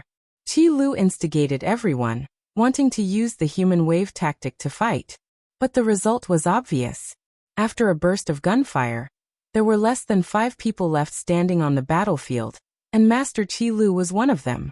He was worthy of being the third brother of the Blackwater Gang, and his ability to protect himself on the battlefield was not bad. Just like just now, he always tried to hide behind others on the way, so that the people in front of him fell one by one, and he was the last one to stand. The reason why he was able to stand until now was not because the Cold Front's marksmanship was not good, or because they lost their aim, but because Wu Sheng gave the order to stop shooting. Yang Chendong had said more than once that if you have a gun, don't use a knife, and if you can kill from a distance, don't fight in close range. However, when there were only 5 opponents left, Wu Sheng still decided to use close combat to win. He knew that Yang Wu was injured, and he recognized that one of the 5 people was the one who had injured Yang Wu. Since that was the case, it was time for an eye for an eye. Since they dared to hurt the people around the young master, it would not be easy even if they wanted to die. You are Qi Lu. He placed the Type 95 class machine gun in the hands of a Lung Feng. Wu Sheng said as he walked towards the center of the battlefield with a tri-edge army knife in his hand. I am Third Master Qi. Who are you? Seeing that the other party was no longer shooting, and was about to engage in close combat, a glimmer of hope appeared in his lifeless eyes. He was even considering if he could take the person down and use him as a hostage. Even if he couldn't kill his way into the Yang village, he could at least leave safely. What are you thinking? Are you thinking of taking me as a hostage? Wu Xing chuckled when he saw that Qi Lu's eyes were rolling nonstop. Then he pointed out the other party's thoughts with a single sentence. Ha! Suddenly being pointed out, Qi Lu's expression changed. When he noticed that the other party was less than 5 steps away from him, he suddenly shouted, and then slashed forward with the ghost head blade in his hand. This style of Qi Lu's was wide open, so that he could get close to the opponent. Only then could he get close to the opponent, and make the gunman hesitate and not dare to shoot. Regarding Qi Lu's sudden approach, Wu Sheng was not surprised at all. On the contrary, he was a little excited. The tri-edge army knife in his hand was a godly weapon for close combat. If the distance was too far, it would not be of much use. His opponent's actions were exactly what Wu Sheng wanted. However, he didn't show any signs of excitement. On the contrary, when the ghost head blade approached him, his feet began to continuously retreat, giving off the feeling that he didn't want to engage in close combat. However, his body retreated and did not advance as quickly. In just 2 breaths, the distance between the two was instantly shortened. The original distance of 5 steps became less than 3 steps. As the two sides got closer, Qi Lu's eyes flashed with excitement. He seemed to have seen the hope of survival. Then, just as the excitement flashed, the figure in front of him who was constantly retreating suddenly stopped. Not only that, but the figure actually moved forward. The sudden change greatly exceeded Qi Lu's expectations. His instincts told him that he was in danger. The ghost head blade in his hand instinctively shrunk back. However, Wu Sheng's movements were simply too fast. In addition to the fact that he did the opposite, Qi Lu felt a sharp pain in his abdomen. Following that, it was as if all the strength in his body had been sucked out in an instant. He couldn't even pull back his saber. He could only watch helplessly as the heavy saber fell from his hand and fell to the ground. That feeling of weakness continued to hit him. His body continuously moved, and with a plop, Qi Lu fell to the ground. The moment he fell to the ground, he saw that there was a bloody hole in his waist.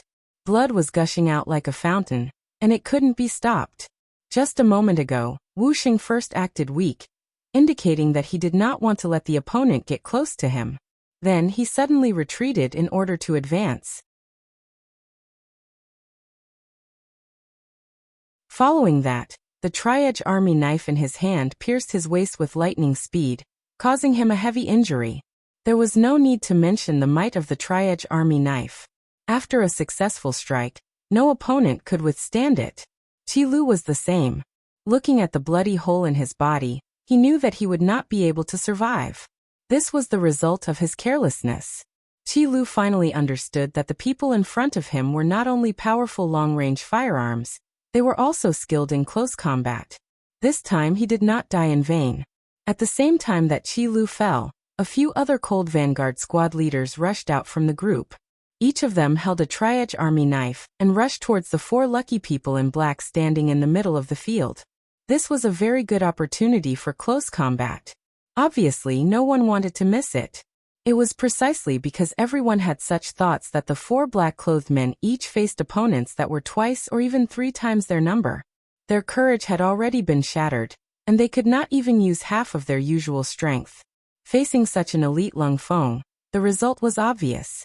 After just a dozen breaths, not a single black-clothed man was able to stand unscathed. Clean up the battlefield. Also ask 5th brother to come out.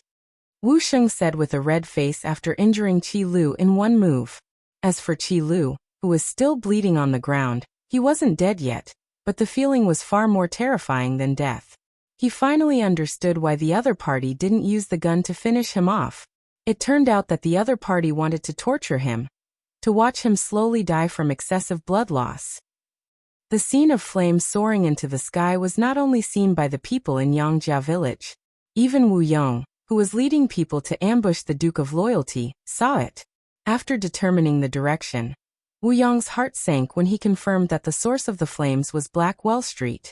He had calculated everything, but he did not think that the Duke of Loyalty would have such powerful cannons. Moreover, they had ignored the fact that Blackwell Street was located in the capital and fired without hesitation. Compared to other people, Wu Yong's thoughts were more meticulous. This allowed him to understand Yang Qindong's past even more clearly. It was because of this that he knew how this person had intimidated the Walla's leader, Yes Hen, and made him withdraw his troops and return more than 70,000 captives. This was the first time the words cannons had appeared in his mind. It also made him wonder if the Duke of Loyalty would use cannons to attack Blackwell Street. However, this thought only flashed through his mind for a moment, not for anything else.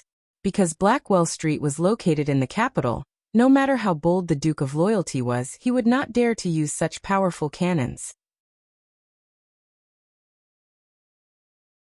On this point, Shi Tao, who had been sent by Yi Ming, confirmed that the Great Ming Dynasty did not find any cannons left behind by the mercenaries.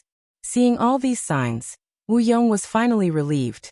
He waited here with peace of mind, waiting for the rabbit to appear. But he never thought that the cannons would really appear.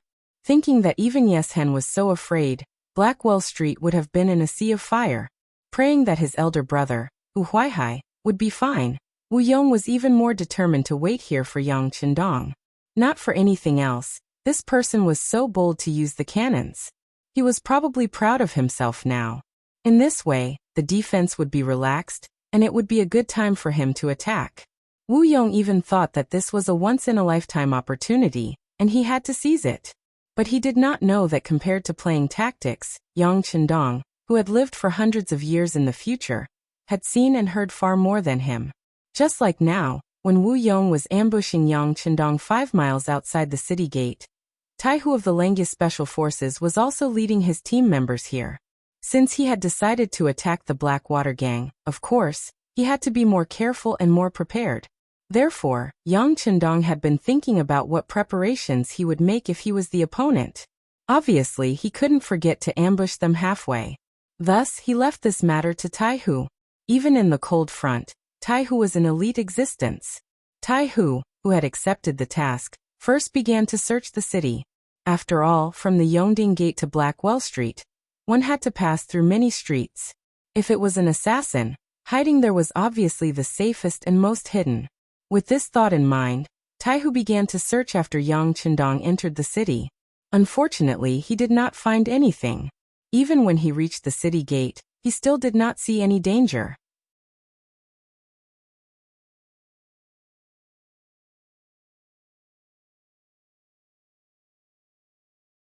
Chapter 3:11. If it was someone else, they would consider canceling the operation. But Taihu had always been a serious person. Since the young master said that there might be an ambush on the way back, how could he be careless? He immediately led a group of people out of the city and continued to investigate in the direction of Yangjia village.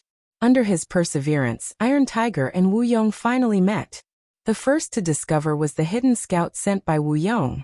Although the other party had hidden very well, but in the eyes of Langya, this kind of concealment technique was child's play. But the scout that was sent out did have some ability. He actually let out a cry before he died. In the dark night, the sudden cry finally attracted Wu Yong's attention. Instinctively, he felt that something was wrong and ran away. Before some of his brothers could react, Taihu and his men appeared like divine soldiers descending from the sky. Then a series of gunshots rang out. Although the people who stayed here to ambush were skilled, but facing the equally skilled Langya who had better weapons and equipment, it seemed that they would be at a disadvantage. The tri-edge army knife could not only cause a wound that was difficult to heal, but it was also powerful because of the hardness of its material. When the user was strong enough, and the battle between the two sides started with an explosive battle, it could easily break ordinary weapons like swords, spears, swords, halberds, and so on. Imagine, after a confrontation, one side's weapon broke into two. What kind of consequences would that cause? Wu Yong's advantage in terms of weapons and his sudden appearance caught the other party off guard. Even though there were quite a number of world of martial arts experts in Wu Yong's group and their attacks were ruthless, they still began to suffer casualties after a few exchanges. Screams could be heard, and from those screams, Wu Yong could roughly distinguish who was injured, fell into a trap, and suffered losses. As for someone finding him, to be honest, Wu Yong had thought about this before, but it was just a fleeting thought in his mind. He had investigated Yang Chendong. Although this person's methods were powerful, but he also had a big shortcoming, and that was that there were too few people he could use. Although this time the Supreme Court and the soldiers of the 5 cities military office would assist him, but what could they do to the Blackwell General? What could they do to the Blackwater Gang? That would truly be a joke. At the end of the day, if they were to really fight, the most mysterious mercenary group would probably be the ones to lead the Duke of Loyalty. Since that was the case, excluding the people in the manor who were attacking and defending, there should not be many people left. How could they be a threat to him?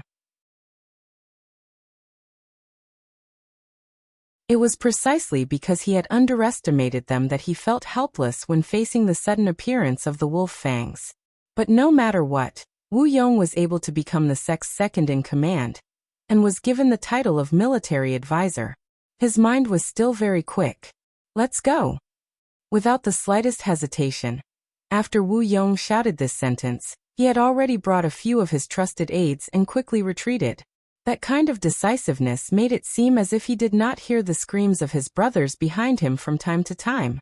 At this moment, what they had said when they were together, they would share blessings and hardships together, was so laughable and childish. Since it was an ambush, once it was discovered, the meaning would naturally change. Since there was no chance left, what were they waiting for? Wu Yong left, but he only brought 4 or 5 of his brothers with him. Without the slightest hesitation, Taihu lost track of the other party after killing 4 of the bandits. Looking at the empty ambush ground, all he could do was to sigh and say, "You guys ran fast." He ended this round of slaughter. It was not accurate to say that it was a slaughter, because in this battle, 4 of the Wolf Fang's brothers were actually injured. One of the injuries was quite serious. Although it was not life-threatening, he would not be able to get out of bed for at least a month. This result naturally caused the captain, Taihu, to be dissatisfied. However, he also knew that although the Wolf Fangs were the elites of the elites, the strength of the opponents this time was not weak. Moreover, the number of people was several times their own. In addition, they had more training than actual combat, so the opportunity to face off with a blade like this was still too little.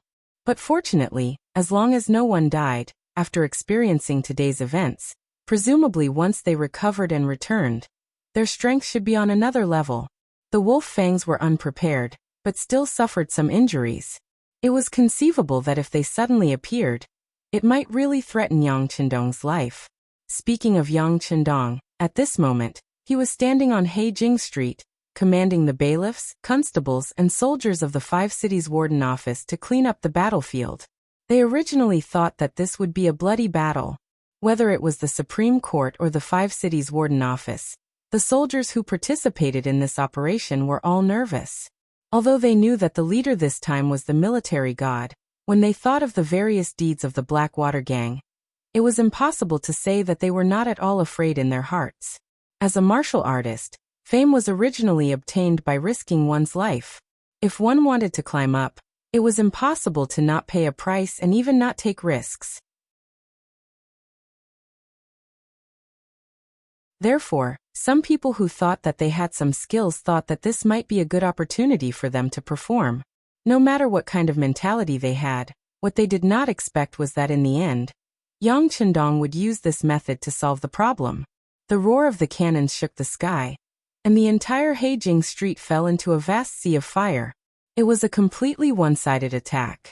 What originally seemed to be a very difficult thing was done so easily, which shocked everyone and made them speechless. This was an open scheme. It was an open and above-board method of attack. In this way, the problem was solved and the bystanders had nothing to say. Not only were the bystanders speechless, even the students of the Yang Academy who came to observe this time were dumbfounded at this moment, and their jaws dropped in shock. Before the fight started, some of the students wanted to show off their martial arts skills and test their skills in martial arts that they had learned during this period of time in the academy. The headmaster said that practice was the only standard to test the truth. They were looking forward to a good test. Although they were excited, they were also a little nervous. For example, they knew about the chaos in Heijing Street, and that the Blackwater Gang was made up of desperados. Once they fought, there was a possibility of injury or even death at any time. However, out of trust in the headmaster, Yang Qindong asked them to come, so he should be prepared. But they never thought that it would be such a preparation. They were simply here to watch a show, and there was no chance for them to do anything. It was not accurate to say that they were here to watch a show. Just as the soldiers of the Supreme Court and the 5 cities military office began to clean up the battlefield after the bombardment, they also moved.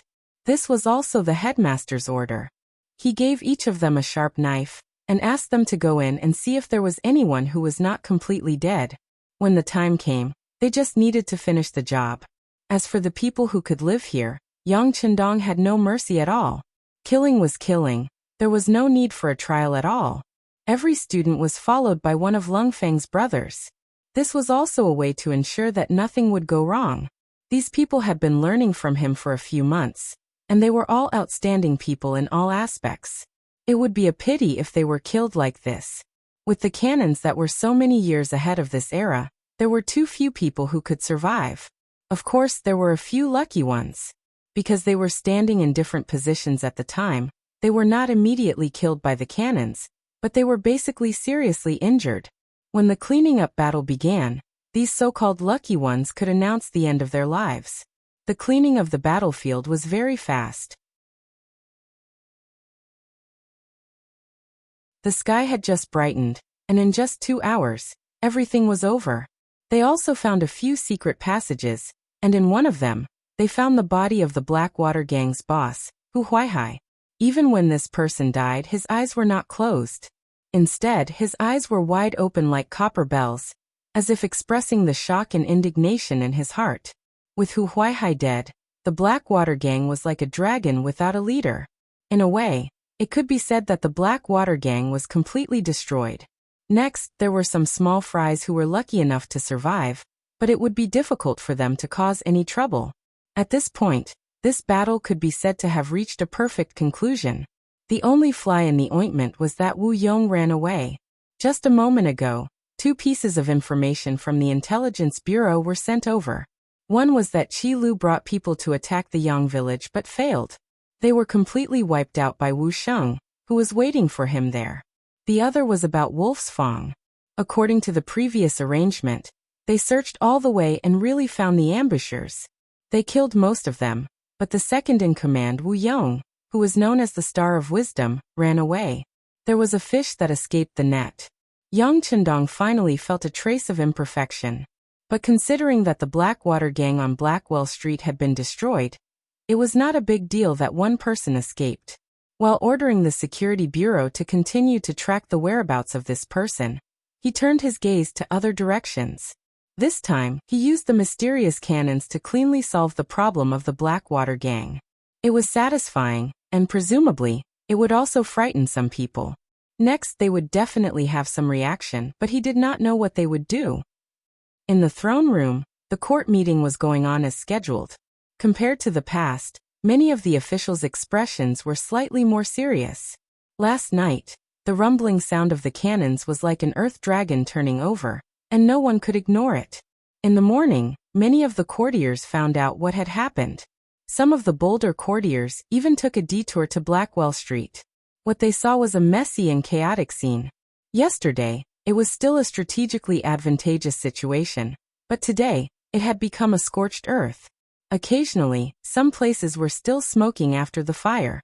This scene was deeply imprinted in their minds, making them feel the horror of the Duke of Loyalty again.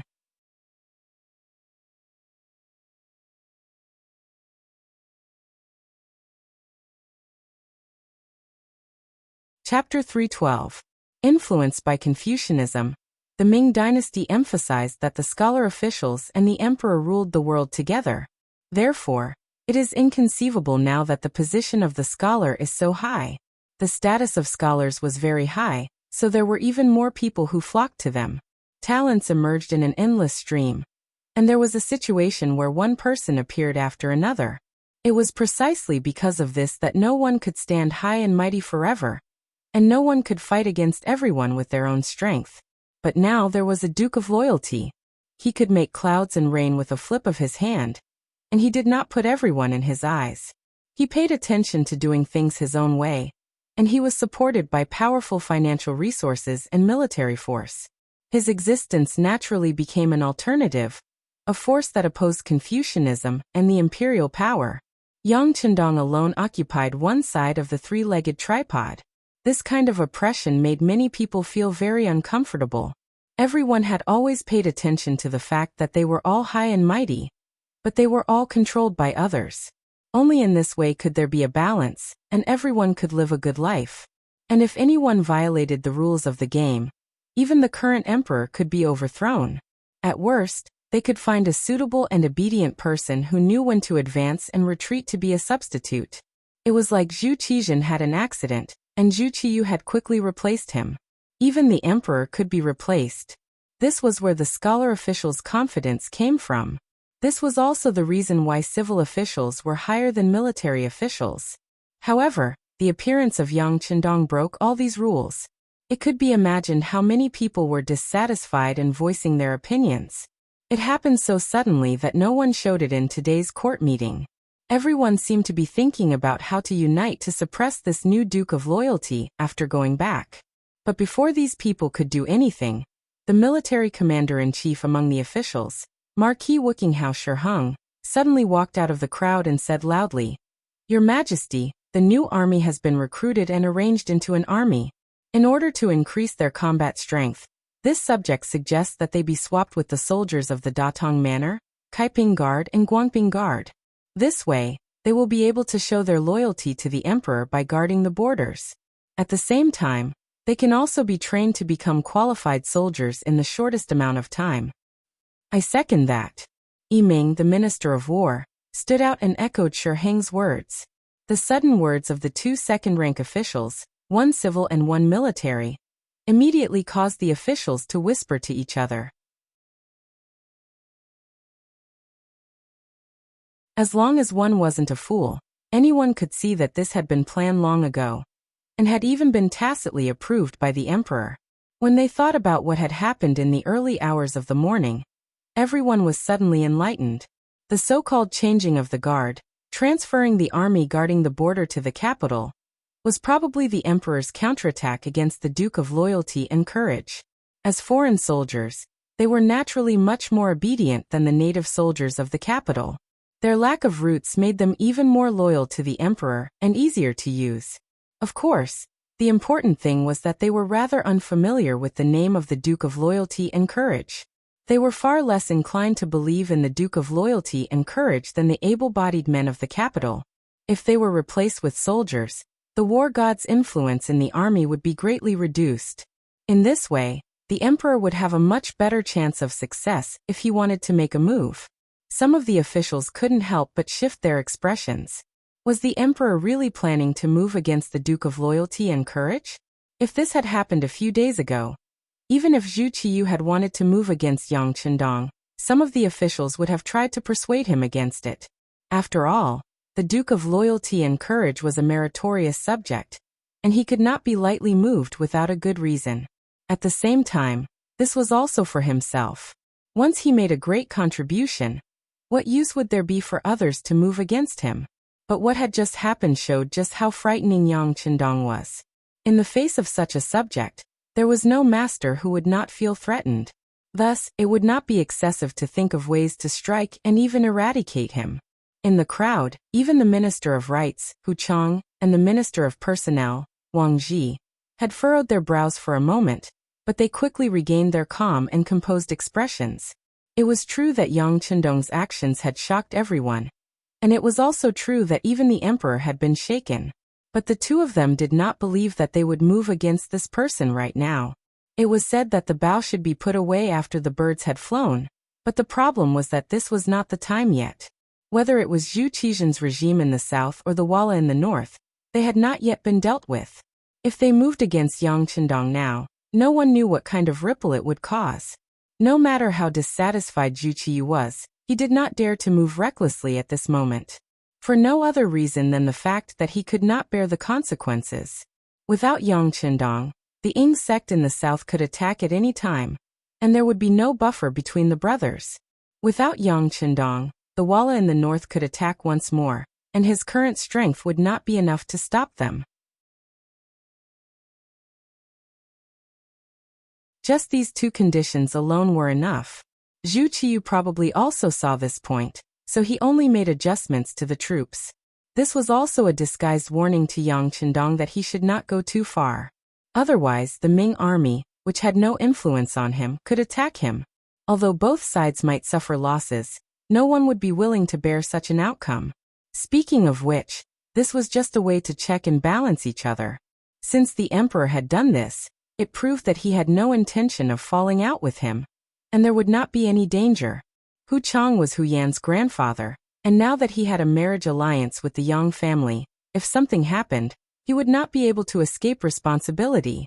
Wang Ji was Wang Xi's grandfather, and his favorite grandson was studying in the Yang Qindong Academy. He had become one of Yang Qindong's students, and it was said that he was a very important student. In this way, with the title of master and disciple, many benefits were naturally tied together. The tie between benefits and family made it impossible for the two ministers to ignore everything that had happened. They even wondered if they should persuade Yang Qindong to keep a low profile. Of course, the most important thing was, what did the youngest and most daring Duke of Loyalty want to do? What did he want? In the court, with the advice of a governor and a minister, and the emperor's permission, the matter of transferring troops was quickly settled. Next, it would probably be to use money and manpower to do things. It seemed that the way of war was an important matter for the country. But because of the bombardment on Blackwell Street last night, it seemed that everyone was unable to concentrate, so no one really took the matter of the Ministry of War to heart. Of course, it was not that they did not take it to heart, but that they could not concentrate. But there were still some people who thought too much, such as Hu Chang, Wang Ji, and the newly appointed left assistant minister of the Ministry of Justice, Su Yozhen. Nothing that happened in the court could be kept a secret. Often, when the higher-ups just made a policy, the people below would soon know about it. Perhaps this was one of the characteristics of the court. Yang Qindong learned about this matter not long after the morning court. At this moment, he was standing at the place where Wu Yong had ambushed him. The captain of Langia, Tai Hu, was very sensible. He even caught two people alive. He managed to pry Wu Yong's name and identity out of their mouths. Wu Yong? Shuaibu Liangshan? When he heard this name, Yang Chendong's face flashed with an indifferent smile. Then he threw this name aside. Arrange for the security bureau to do their best to investigate this person and arrest him. After saying this, Yang Chendong returned to the luxurious and comfortable carriage. As soon as he got into the carriage, he closed his eyes and rested. He did not sleep last night. This way of closing his eyes was just another way of resting. In his previous life, in order to complete a task, it was normal for him to not sleep for several days and nights. But closing his eyes now was just a kind of nap. In truth, he was thinking more about the matter of changing the guard. He had defeated Walla, become the war god, and rescued 70,000 captives. Yang Chendong held an extremely important position in the hearts of the Ming army. This could be seen from the fact that every time Yang Chendong entered the city, any soldier who saw him would stand at a distance and bow. It was precisely because of this that the matter of changing the guard had occurred. Shi Hung had even intentionally captured many able-bodied men from the capital, breaking up many families for this purpose. At the time, Yang Chendong had wondered if there was a need to do all this just to gather enough soldiers. But now he completely understood that this was not because there were not enough soldiers. It was clearly to weaken his influence and even divert the disaster away from him. After all, he was a near-legendary existence in the capital, and the immortal abode had the daily spectacle of the war god defeating Walla. With word of mouth spreading the news, it was not a problem for everyone to know about this matter. It was precisely because his influence in the capital was so great that this matter of forcefully recruiting soldiers had occurred. Don't you all worship the war god? Very good. Then I'll capture all of you and send you to the border. Let's see how your war god will save you. This was a method of removing the firewood from under the cauldron. By doing this, not only would it weaken Yang Chendong's influence in the capital, if someone were to guide him, they would even blame this terrible situation on Yang Chendong. One could even say that if not for this person, no one would have been forced to join the army, and they would not have had to leave the capital. If Yang Chendong's predictions were correct, this sort of manipulation of public opinion would be detrimental to him. If he didn't even have this sort of method, neither Shi Hung nor Yi Ming would be able to gain the emperor's favor. But these were just minor tricks. Putting aside the fact that they might not be able to affect Yang Chendong, this method was wrong in the first place.